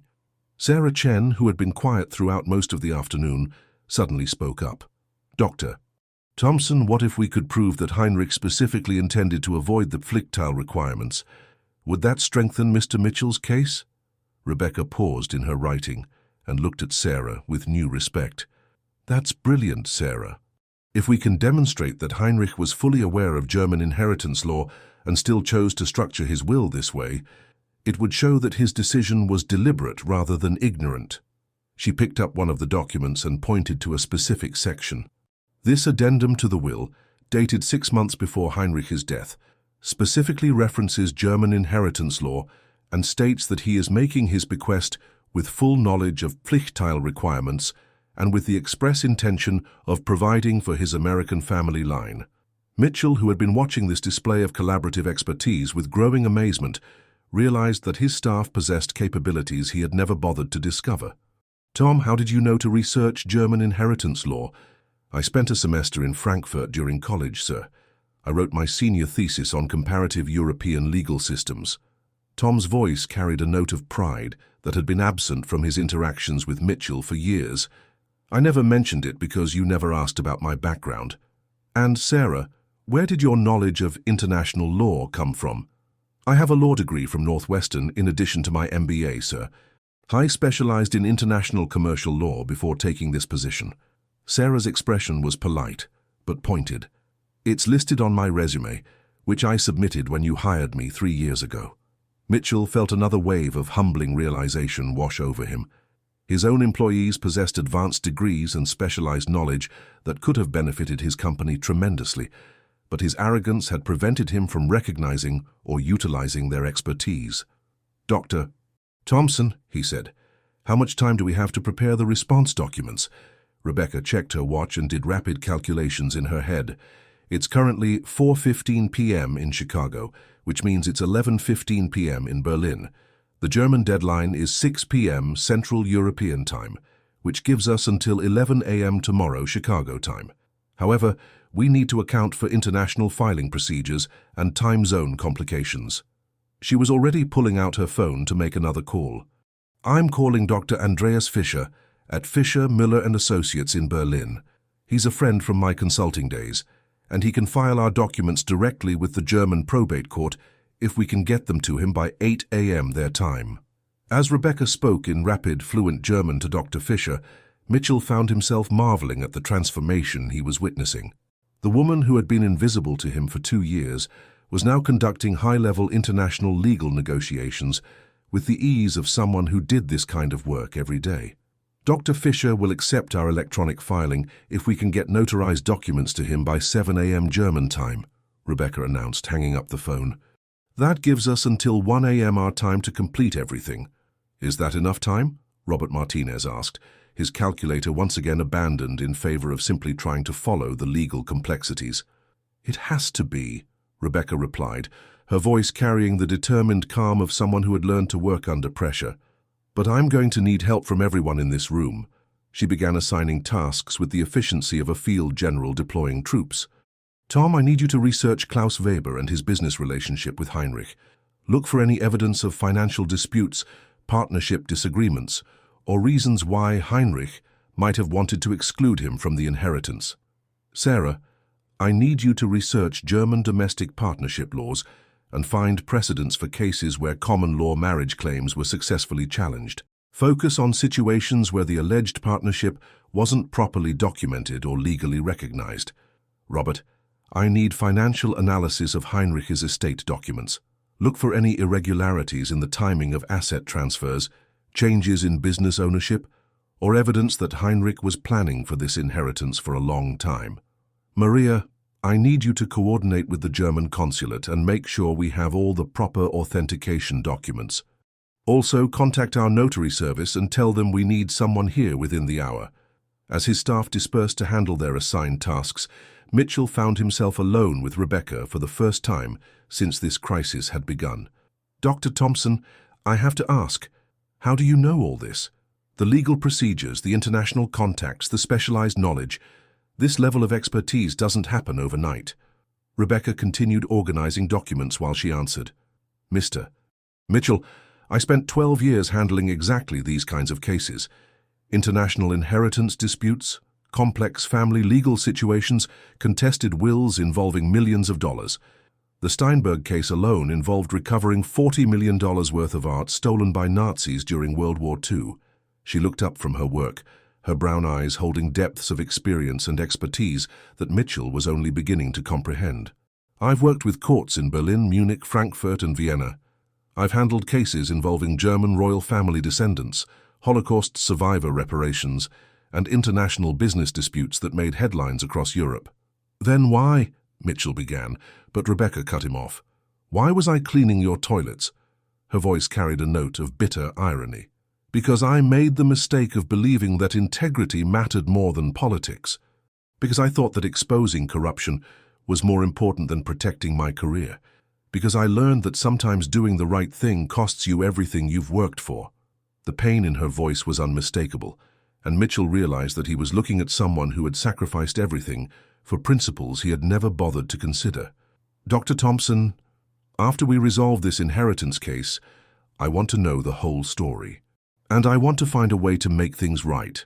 Rebecca smiled, and for the first time it reached her eyes. Let's focus on saving your $46 million first, Mr. Mitchell. Then we can talk about making things right. As the clock ticked toward 5 p.m. and the deadline pressure mounted, Mitchell realized that he was witnessing more than just expert legal work. He was watching Dr.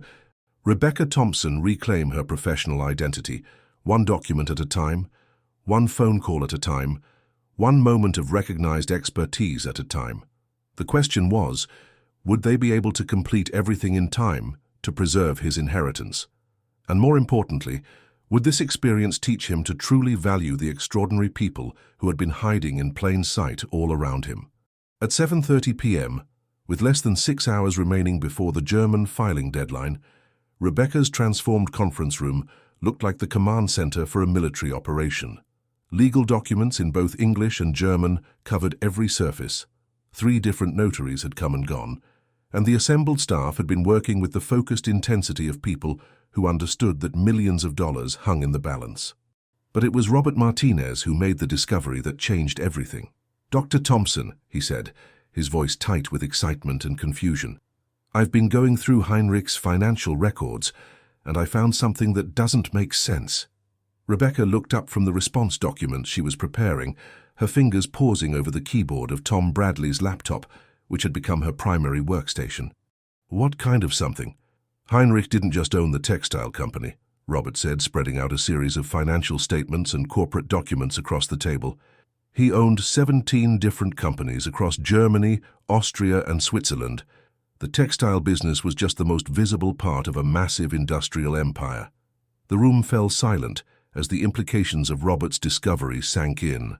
Sarah Chen, who had been researching legal precedents, looked up from her own laptop with wide eyes. How massive are we talking about? Robert's hands were shaking as he consulted his calculations.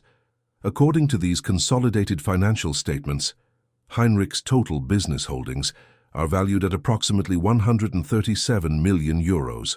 That's roughly 146 million US dollars.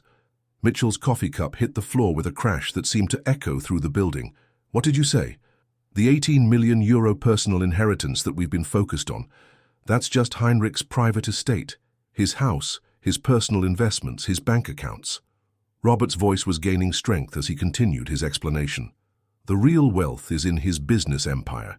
Manufacturing companies, real estate developments, technology firms, even a small airline based in Munich. Rebecca stopped typing entirely and focused her complete attention on Robert's findings. Show me the corporate structure documents. As Robert spread out additional papers, a complex web of business relationships began to emerge.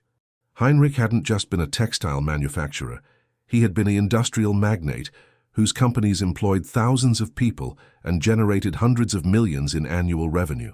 This changes everything, Rebecca said quietly, her legal mind already racing through the implications. Klaus Weber wasn't just Heinrich's business partner in one company. He was the managing director of the entire corporate structure. If Heinrich left everything to Mr. Mitchell, we're not just talking about inheriting money. We're talking about inheriting control of a significant portion of the German economy.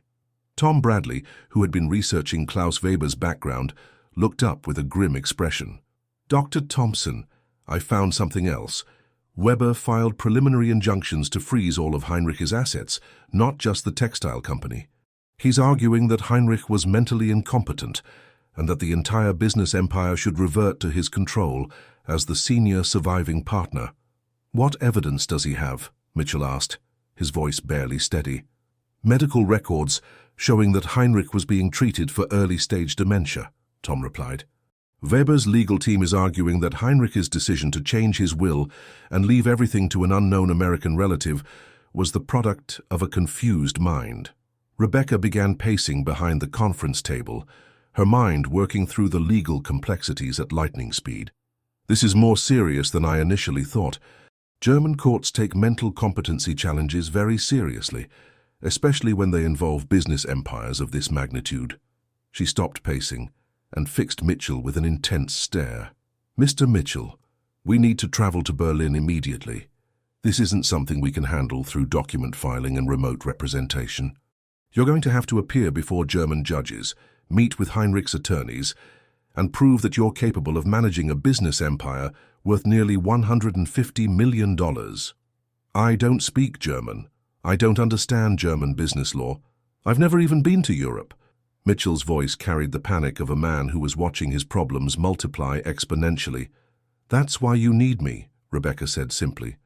I've handled international business transfers before. I know German corporate law. I understand the cultural expectations, and I have professional relationships with attorneys and judges throughout the German legal system. Sarah Chen, who had been quietly researching during this exchange, suddenly looked up with a concerned expression. Dr. Thompson, I found something else. Greta Müller, the woman claiming to be Heinrich's common-law wife. She's not just some random person hoping for a settlement. She's a corporate attorney specializing in German inheritance law. The temperature in the room seemed to drop 10 degrees. What does that mean? Mitchell asked. It means she knew exactly what she was doing when she filed her claim, Rebecca replied grimly. This isn't a case of someone taking advantage of a confused old man. This is a sophisticated legal strategy designed to prevent Heinrich's wealth from leaving Germany. She picked up her phone and began dialing. I'm calling Dr. Fischer back. We need to accelerate our timeline. As Rebecca spoke in rapid German, her conversation grew increasingly animated. When she finally hung up, her expression was grave. Dr. Fischer confirmed what I suspected. This case has attracted significant attention in German legal circles because of the size of the estate and the international complications. Klaus Weber, Greta Müller, and Wilhelm Mitchell have coordinated their challenges to create maximum legal pressure. They're working together, Tom asked. Not officially, but their legal strategies are designed to complement each other. Weber is challenging Heinrich's mental competency, which supports Müller's argument that he couldn't enter into a legal marriage. Müller's claim of domestic partnership supports Wilhelm's argument that Heinrich had existing family obligations in Germany, and Wilhelm's forced inheritance claim gives the courts a reason to keep the wealth within German borders. Mitchell felt as if the floor was collapsing beneath him. So I'm not just fighting 3 separate cases. I'm fighting a coordinated legal assault designed by experts who understand the system better than I do. Exactly. And they're assuming that you'll either fail to respond to the deadline or we'll send some American lawyer who doesn't understand the cultural and legal complexities involved." Rebecca's voice carried the grim determination of someone who had faced overwhelming odds before. "But they've made one critical miscalculation." "What's that?" "They don't know about me. They're expecting an unprepared American businessman who can be intimidated by the complexity of the German legal system." Rebecca's smile was small but confident. "They're not expecting a specialist in German inheritance law who has handled bigger cases than this and won." As the clock ticked toward 8 p.m. and the pressure mounted toward crisis levels, Mitchell realized that Dr. Rebecca Thompson wasn't just his translator. She was his secret weapon in a legal war that would determine his entire future. The question was, would her expertise be enough to overcome opponents who had been planning their attack for months? And would his own transformation from arrogant CEO to humble student happen quickly enough to help him succeed in a system where cultural understanding mattered as much as legal knowledge?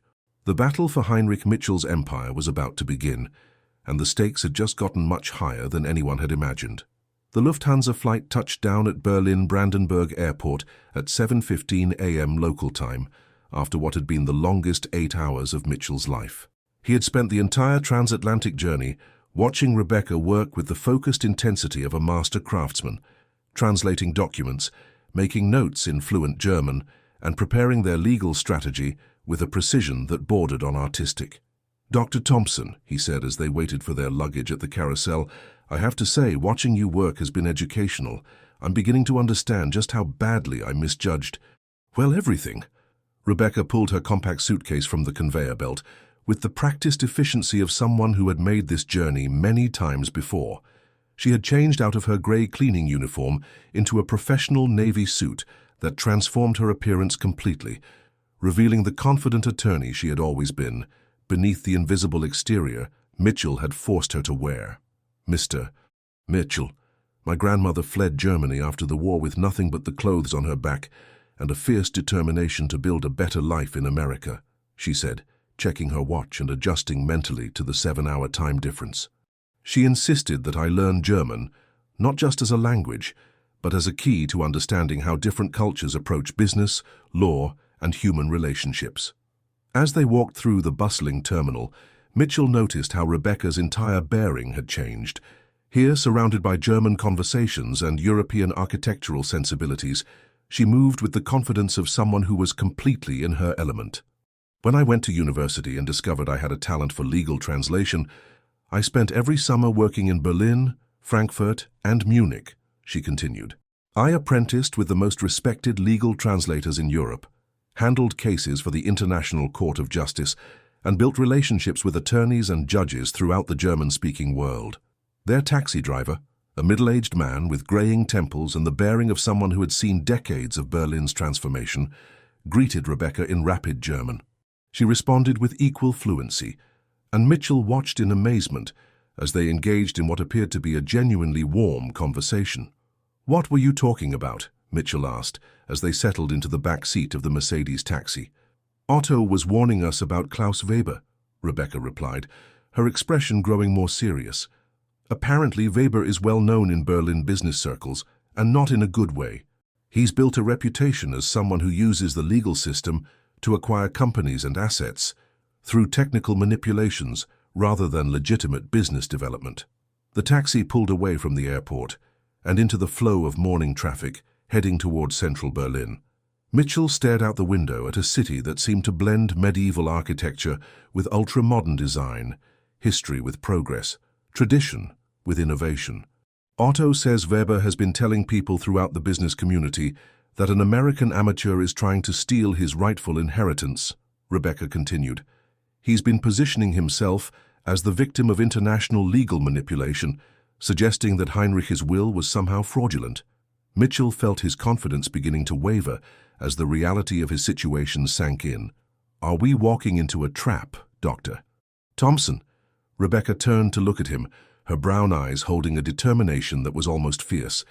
"Mr. Mitchell, I've spent 2 years cleaning toilets and emptying trash cans because I was punished for standing up to corruption. I've watched my daughter ration her insulin because we couldn't afford the full prescription. I've held my husband while he cried about not being able to find work in an economy that had left him behind." Her voice remained calm, but there was steel underneath that reminded Mitchell why he had been so fortunate to have underestimated her. Klaus Weber thinks he can intimidate me because I'm American, because I'm female, and because he has connections in the German legal establishment. He has no idea what I've already survived, or what I'm capable of when I'm fighting for something that matters. Their taxi pulled up to the Hotel Adlon Kempinski, an elegant establishment directly across from the Brandenburg Gate that served as a symbol of Berlin's recovery and transformation. As they approached the hotel entrance, Mitchell realized that bringing Dr. Rebecca Thompson to Berlin might have been the smartest decision he had ever made. "Dr. Thompson," he said as they waited for the doorman to help with their luggage, "I need you to know that regardless of how this inheritance case turns out, you've already taught me something invaluable about recognizing talent and treating people with dignity." "Thank you, Mr. Mitchell. But let's focus on winning your case first," Rebecca replied with a smile that carried equal parts warmth and professional determination. "We have a meeting with Dr. Fisher in 2 hours and Klaus Weber's legal team this afternoon. By the end of today, we'll know exactly what we're facing." As they entered the marble lobby of one of Berlin's most prestigious hotels, Mitchell realized that the next 24 hours would determine not just his financial future, but whether he could truly transform from the arrogant CEO who had dismissed Dr. Rebecca Thompson as invisible into a leader worthy of the expertise and loyalty she was offering him. The battle for Heinrich Mitchell's empire was about to begin in earnest, and the stakes had never been higher. The law offices of Fischer, Müller and Associates occupied an elegant building in Berlin's historic Mitte district, its neo-classical facade bearing the weathered dignity of a structure that had witnessed a century of German legal proceedings. As Rebecca and Mitchell walked through the marble-floored lobby, past portraits of distinguished German jurists and walls lined with leather-bound legal codes, Mitchell felt the weight of tradition and procedure that characterized European legal systems. "Dr. Thompson," said Dr. Andreas Fischer as he emerged from an elevator with his hand extended in greeting. He was a distinguished man in his 50s, with silver hair and the bearing of someone who had spent decades handling complex international legal matters. "Your reputation precedes you. I still remember the extraordinary work you did on the Rothschild estate case 5 years ago." Rebecca shook his hand with the easy confidence of someone greeting an old colleague. "Dr. Fischer, thank you for agreeing to meet with us on such short notice. I apologize for the complicated circumstances." "Not at all. Complex inheritance cases are what we live for." Fischer's English was impeccable, spoken with the precision that characterized educated Germans. "Though I must say, this particular case has generated quite a bit of discussion in our legal community." As they were led to a conference room paneled in dark wood and lined with windows overlooking the Spree River, Fischer continued his explanation. "The size of Heinrich's estate, combined with the international complications and the coordinated nature of the challenges, has made this case something of a cause célèbre among inheritance law specialists." "Coordinated challenges?" Mitchell asked, settling into a leather chair that probably cost more than most people's monthly salary.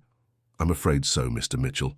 Klaus Weber, Greta Müller and Wilhelm Mitchell haven't just filed separate claims. They've carefully orchestrated their legal strategies to create maximum pressure on your position." Fischer spread out a series of documents across the polished conference table. "Weber has retained Dr. Elisabeth Hartmann, who wrote the definitive text on German mental competency law. Müller is represented by the Frankfurt firm of König and Associates, who specialize in domestic partnership claims. And Wilhelm has the backing of his cousin, Judge Hermann Müller, who sits on the Bavarian Inheritance Court." Rebecca studied the documents with the analytical gaze of someone who had seen these tactics before. "They're not just fighting us individually.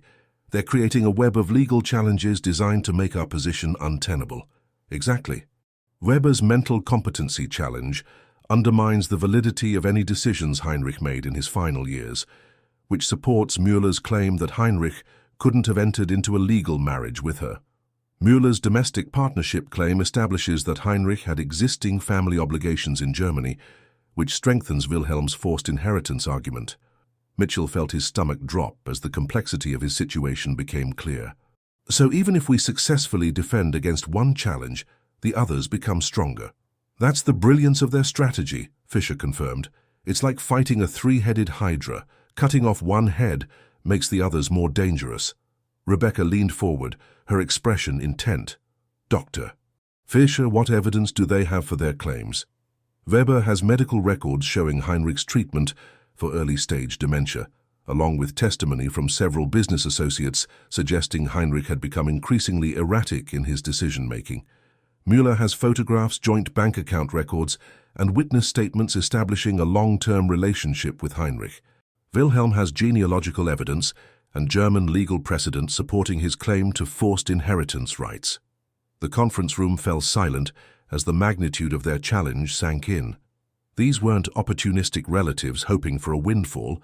They were sophisticated legal adversaries who had been planning their attack for months.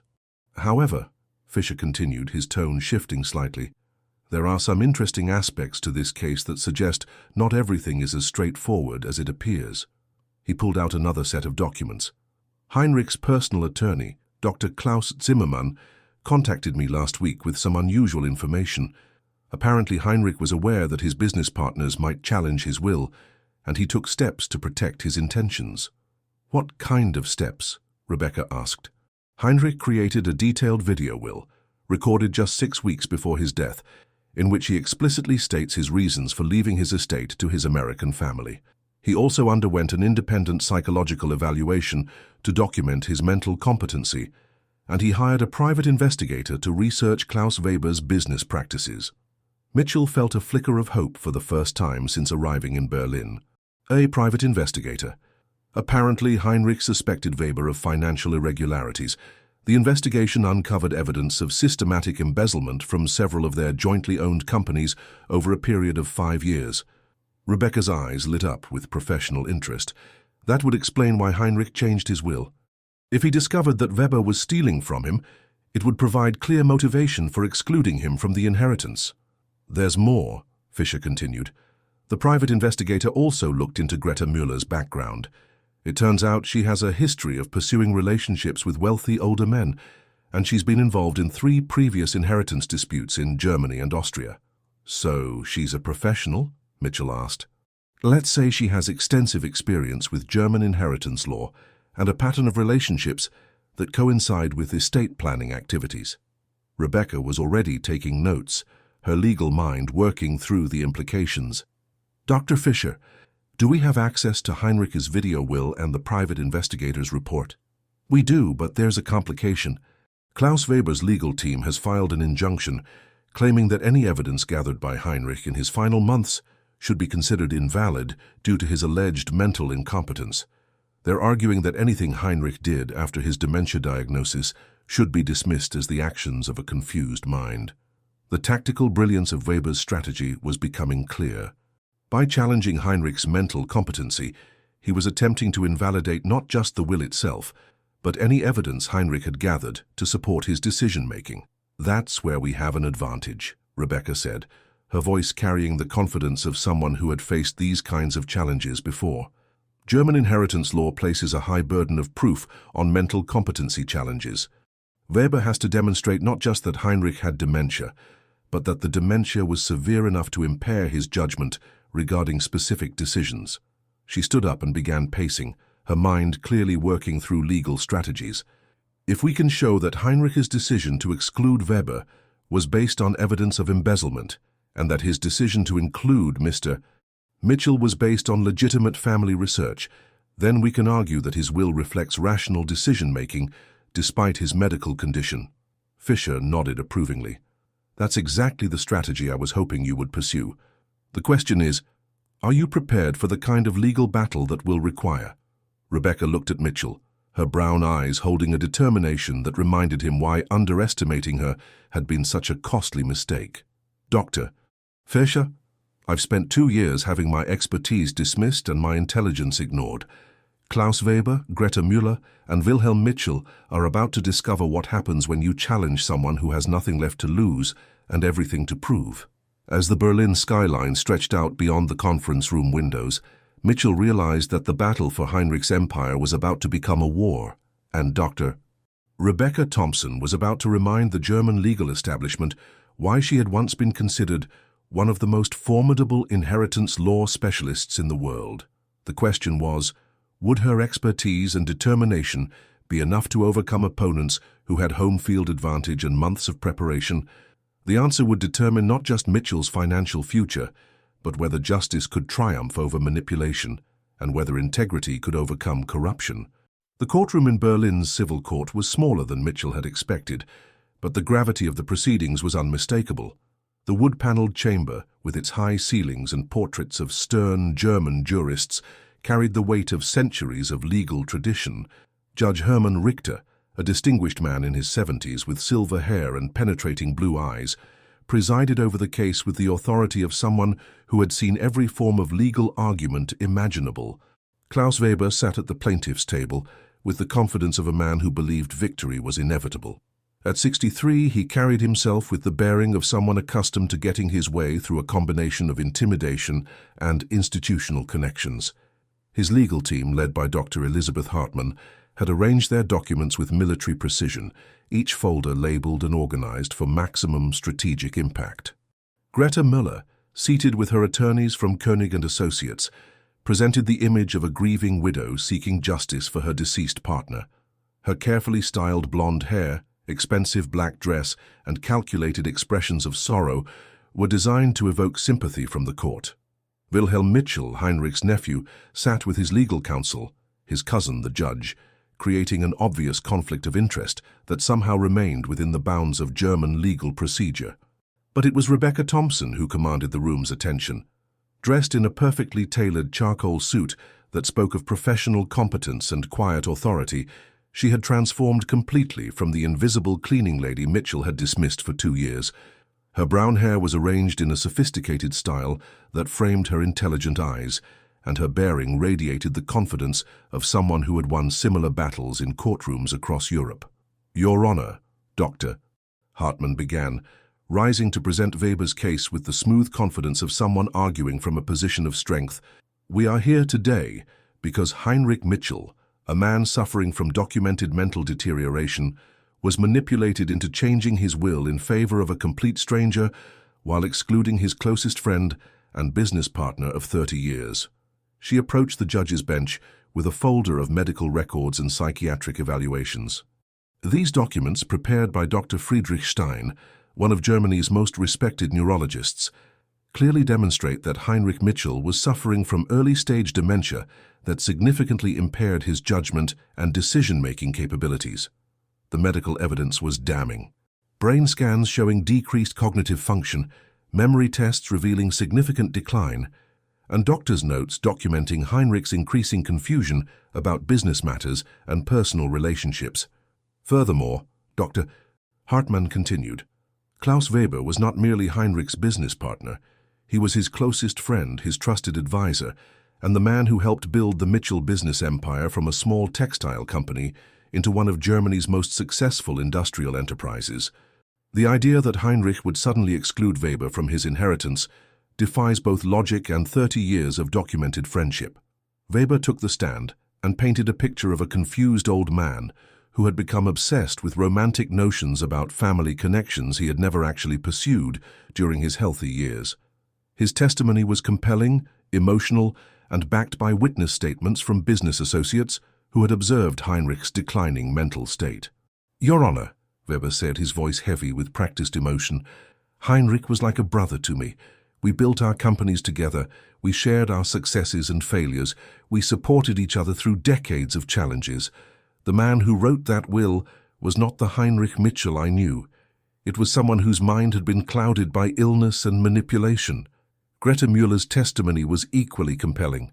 She presented evidence of a 15-year relationship with Heinrich that had all the characteristics of a common-law marriage under German domestic partnership law. Photographs showed them together at social events, business functions, and family gatherings. Joint bank account records demonstrated financial entanglement. Witness statements from neighbors and friends confirmed that they had lived together as husband and wife. "Heinrich and I had planned to formally marry," Müller testified, dabbing at her eyes with a handkerchief for effect. "He had proposed just 6 months before his death, and we were planning a ceremony for the following spring. His decision to leave everything to an American stranger came after his illness had progressed significantly, and it contradicted everything we had discussed about our future together." Wilhelm Mitchell's presentation was brief, but legally devastating.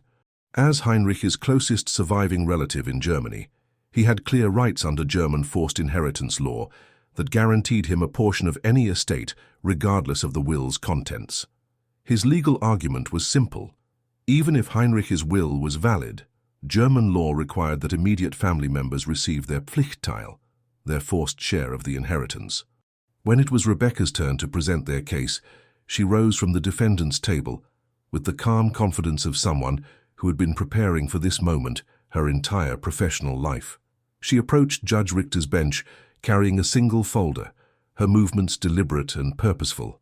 "Your Honor," she began, her German flawless and formal, carrying the precise legal terminology that marked her as a specialist in inheritance law, "we are not here to dispute that Heinrich Mitchell was being treated for early-stage dementia.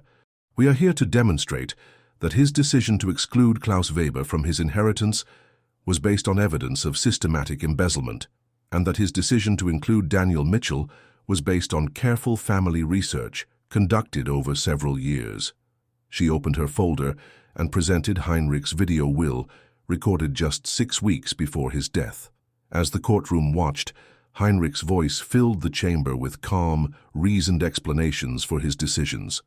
"I am making this recording," Heinrich said from the screen, "because I know that my business partner Klaus Weber will challenge my will.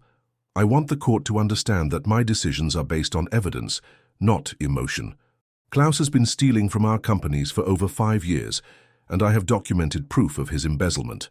The video continued with Heinrich presenting financial records, bank statements, and accounting discrepancies that clearly showed Weber had been systematically stealing from their jointly owned businesses.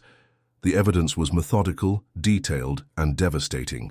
But Rebecca's masterstroke came when she presented the private investigator's report on Greta Müller. The investigation revealed a pattern of relationships with wealthy older men, 3 previous inheritance disputes, and a sophisticated understanding of German domestic partnership law that suggested professional expertise rather than romantic involvement. "Your Honor," Rebecca said, her voice carrying the authority of someone who had mastered every aspect of the case, "Greta Müller is not a grieving widow. She is a professional who has made a career of exploiting German inheritance law. Her relationship with Heinrich Mitchell was strategic, not romantic, and the timing of their alleged engagement coincides exactly with Heinrich's initial estate planning activities." The courtroom erupted in whispers and shocked murmurs as the implications of Rebecca's evidence sank in. Klaus Weber's face had gone pale, and his legal team was frantically conferring among themselves. "Furthermore," Rebecca continued, "Heinrich's decision to leave his estate to Daniel Mitchell was not a sudden impulse. It was the result of 3 years of genealogical research conducted by professional investigators. Heinrich specifically wanted to preserve his family legacy by ensuring his wealth would continue the Mitchell name in America." She presented genealogical charts, historical documents, and correspondence that showed Heinrich had been actively researching his American relatives since 2020, long before his dementia diagnosis. Judge Richter studied the evidence carefully, his expression grave as he considered the complex web of claims and counterclaims. The silence in the courtroom was absolute, as everyone waited for his decision. "This court finds," Judge Richter announced, his voice carrying the weight of German legal authority, "that while Heinrich Mitchell was indeed suffering from early-stage dementia, the evidence demonstrates that his will was based on rational decisions made with full knowledge of the relevant facts." He continued, his words precise and final. "The evidence of Klaus Weber's embezzlement provides clear motivation for Heinrich's decision to exclude him from the inheritance. The evidence regarding Greta Müller's history suggests a pattern of behavior inconsistent with genuine domestic partnership, and Heinrich's documented research into his American family demonstrates that his bequest to Daniel Mitchell was deliberate and well considered." The gavel came down with the finality of justice served. "This court hereby confirms Daniel Robert Mitchell as the sole heir to Heinrich Mitchell's estate, including all personal assets and business holdings." As the courtroom erupted in a mixture of celebration and outrage, Mitchell realized that Dr. Rebecca Thompson had not only saved his inheritance, she had delivered one of the most brilliant legal victories he had ever witnessed. Klaus Weber's empire of manipulation had crumbled. Greta Mueller's professional scheme had been exposed. Wilhelm Mitchell's forced inheritance claim had been dismissed, and Rebecca Thompson had proven that intelligence, integrity, and expertise could triumph over corruption, manipulation, and prejudice, regardless of what uniform someone happened to be wearing when you first met them. 6 months later, Mitchell Import Corporation had been transformed into something that barely resembled the company Daniel Mitchell had built through arrogance and intimidation. The 43-story building in Chicago's financial district still gleamed with steel and glass, but the atmosphere inside had undergone a revolution that would have been unimaginable when Rebecca Thompson was cleaning toilets on the 38th floor. The executive suite, once a monument to corporate hierarchy and casual cruelty, had become a collaborative workspace where ideas mattered more than titles, where expertise was recognized regardless of its source, and where dignity was extended to every person who walked through the doors. The Brazilian rosewood conference table, where Rebecca had first proved her worth, now hosted weekly meetings where cleaning staff, administrative assistants, and senior executives contributed equally to strategic planning discussions. Dr. Thompson, Mitchell said, looking up from his computer screen, where he had been reviewing the quarterly reports that showed unprecedented growth in international operations, I just received confirmation from the German courts. The final appeals have been exhausted, and Heinrich's entire estate is now officially under our control. Rebecca, now serving as Executive Vice President of International Operations with an annual salary of $150,000 plus profit sharing, smiled as she reviewed the legal documents that had arrived by courier from Berlin. The transformation in her appearance was striking. Gone was the grey cleaning uniform, replaced by the confident bearing of someone who had reclaimed her professional identity and earned the respect she had always deserved. $46.7 million in personal assets, plus controlling interest in Heinrich's business empire, valued at €137 million, she confirmed, her voice carrying the satisfaction of someone who had orchestrated one of the most complex international legal victories in recent memory. Congratulations, Mr. Mitchell. You're now one of the wealthiest men in Chicago. But the money, significant as it was, represented only a fraction of the transformation that had taken place. Mitchell had kept his promise to implement sweeping changes throughout the company, creating a corporate culture based on respect, dignity, and the recognition that excellence could be found in unexpected places. Tom Bradley had been promoted to Senior Vice President of European Operations, with responsibility for managing the German business empire that had fallen into their lap. His fluency in German and his previously unrecognized expertise in international law had made him invaluable in coordinating the complex merger of Heinrich's companies with Mitchell's existing operations. Sarah Chen had been appointed Director of Legal Affairs, with her Northwestern law degree finally receiving the recognition it deserved. Her specialization in international commercial law had proven essential in navigating the regulatory complexities of managing businesses across multiple countries and legal systems.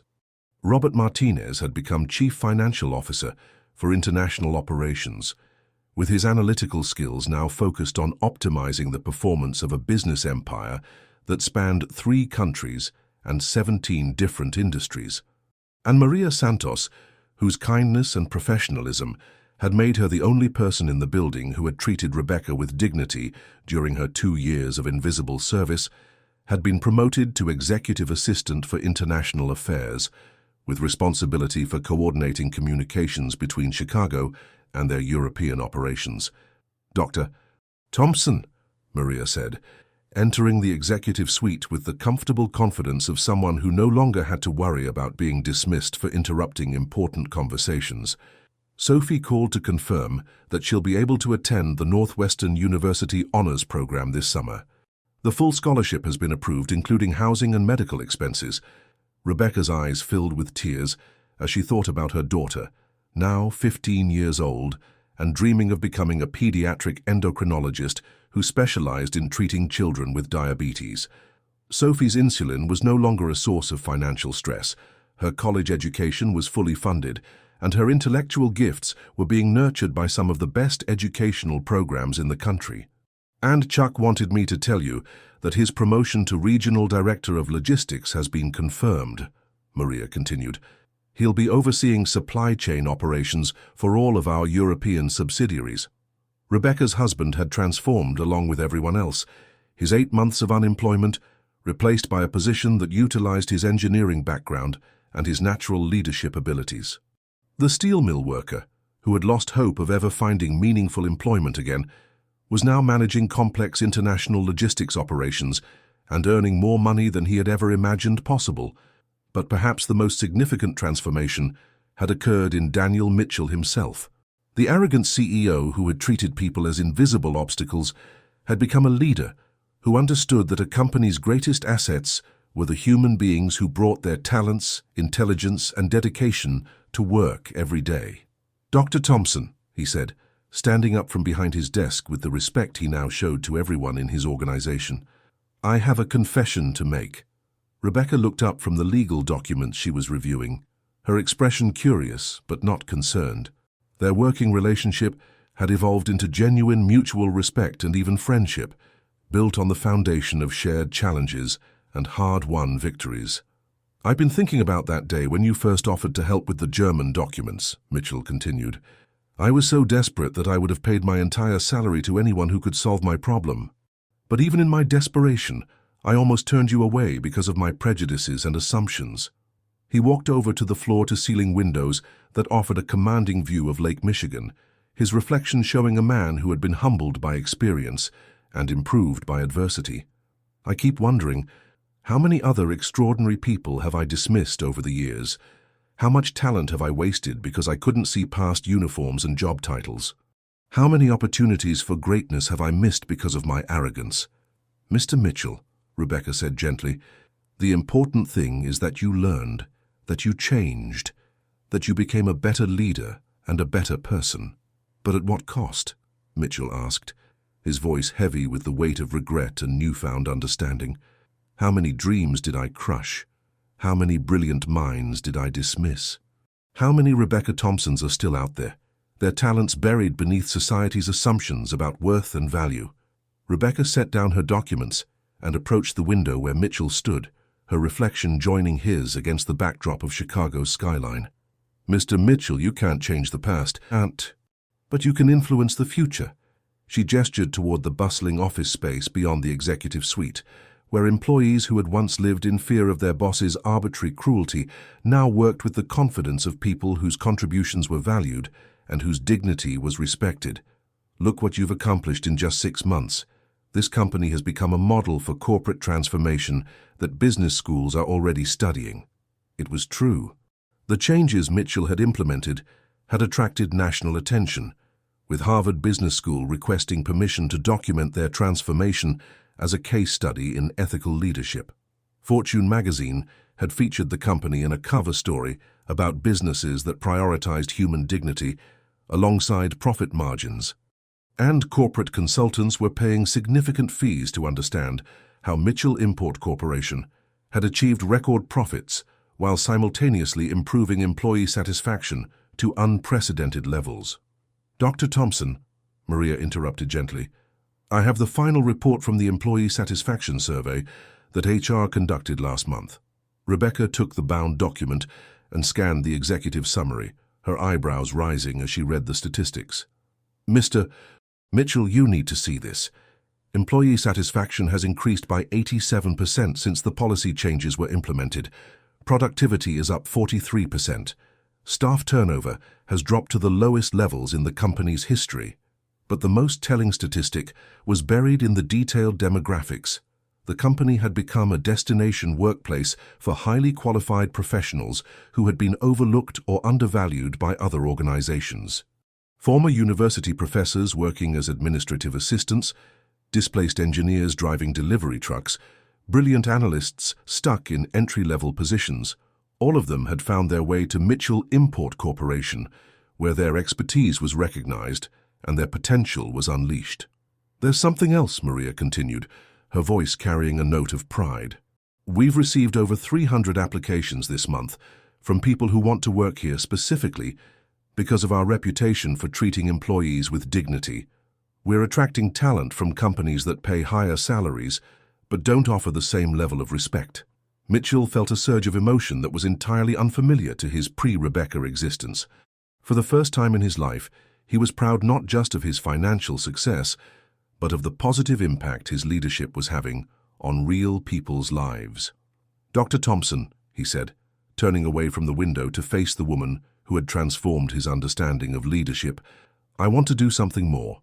I want to create a foundation that helps people who have been dismissed or overlooked because of circumstances beyond their control."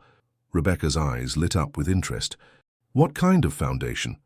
"I want to establish scholarship programs for people like you, highly qualified professionals who have lost their careers due to ethical stands, economic circumstances, or systemic discrimination. I want to create mentorship programs that help people rebuild their professional identities. I want to fund research into why our society systematically undervalues certain types of intelligence and expertise." The idea had been growing in Mitchell's mind for months, fed by his daily observations of the extraordinary talent that surrounded him once he had learned to see it. "Dr. Thompson, your situation wasn't unique. There are thousands of brilliant people working in jobs that don't utilize their skills because they've been blacklisted, downsized, discriminated against, or simply overlooked by systems that prioritize appearances over substance." "That's a beautiful vision, Mr. Mitchell," Rebecca said, her voice carrying the warmth of someone who had experienced firsthand the devastating effects of having one's professional worth dismissed. "What would you call it?" "The Hidden Talent Foundation," Mitchell replied without hesitation. "Because that's what this entire experience has taught me. That extraordinary ability often hides in the most unexpected places, and that our society's loss is immeasurable when we fail to recognize and nurture it." Tom Bradley, who had been quietly listening from the doorway, stepped into the conversation with the confidence of someone whose own hidden talents had been discovered and celebrated. "Sir, if I may suggest, we could start by partnering with universities to identify graduate students who have been forced to leave their programs due to financial hardship or family obligations. And we could work with professional organizations to help people who have been blacklisted for ethical reasons," Sarah Chen added, her own experience with workplace discrimination informing her perspective. "Create legal defense funds for whistleblowers, provide career transition services for people who have lost their jobs due to principled stands." Rebecca was already taking notes, her legal mind working through the practical implications of establishing a major charitable foundation. "We'll need to create clear criteria for assistance, develop partnerships with educational institutions and professional organizations, and establish oversight mechanisms to ensure the foundation serves its intended purpose. I want to fund it with 10% of Heinrich's inheritance," Mitchell said, the decision crystallizing as he spoke. $4.7 million should be enough to create a meaningful impact. The number represented far more than money. It represented Mitchell's commitment to using his unexpected windfall to address the systemic problems that had nearly prevented him from discovering Rebecca's expertise.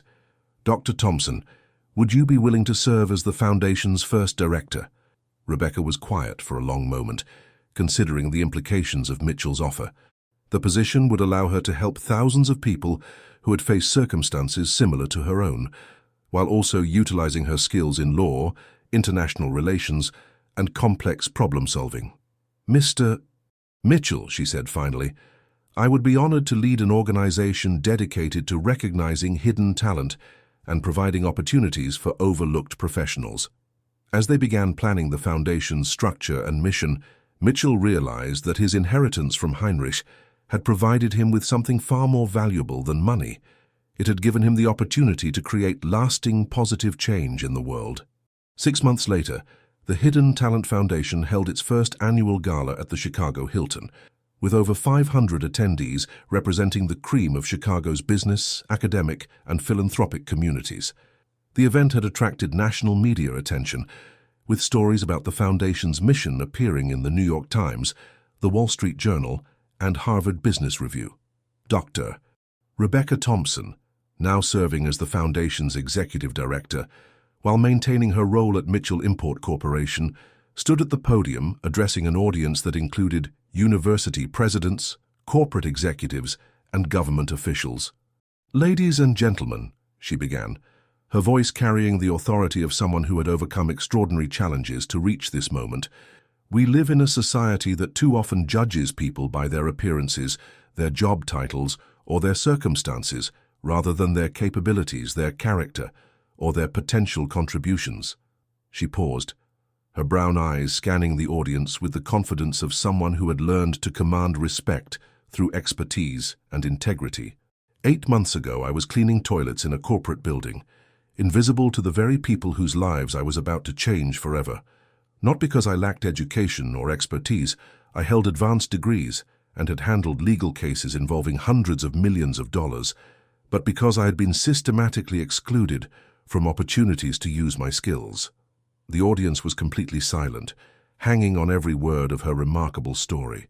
The Hidden Talent Foundation exists because there are thousands of people like me, brilliant, capable, dedicated professionals who have been overlooked, dismissed, or marginalized by systems that prioritize superficial characteristics over substantive qualifications. She gestured toward a table where the foundation's first scholarship recipients sat with their families, their faces glowing with the hope of second chances and new opportunities. This year we have provided full graduate school funding for 37 individuals who had been forced to abandon their education due to financial hardship. We have created career transition programs for 23 professionals who lost their jobs due to ethical stands they took against corruption or discrimination. We have established mentorship networks that have helped over 100 people rebuild their professional identities after economic displacement or personal setbacks. The applause was thunderous, but Rebecca wasn't finished. But our work is about more than individual success stories, she continued. We are challenging the fundamental assumptions that allow talent to remain hidden, that permit brilliance to be dismissed, that enable society to waste its most valuable resource, human potential. She looked directly at Daniel Mitchell, who sat at the head table with tears in his eyes as he listened to the woman who had saved not just his inheritance, but his soul.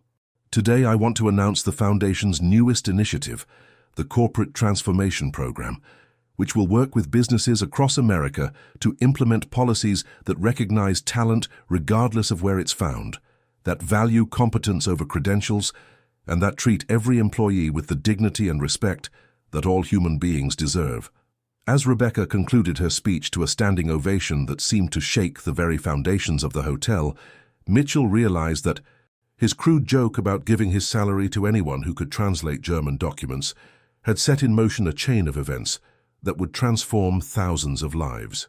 The Hidden Talent Foundation would go on to become one of America's most successful charitable organizations, helping countless individuals reclaim their professional identities while simultaneously changing how corporations approach talent recognition and employee development.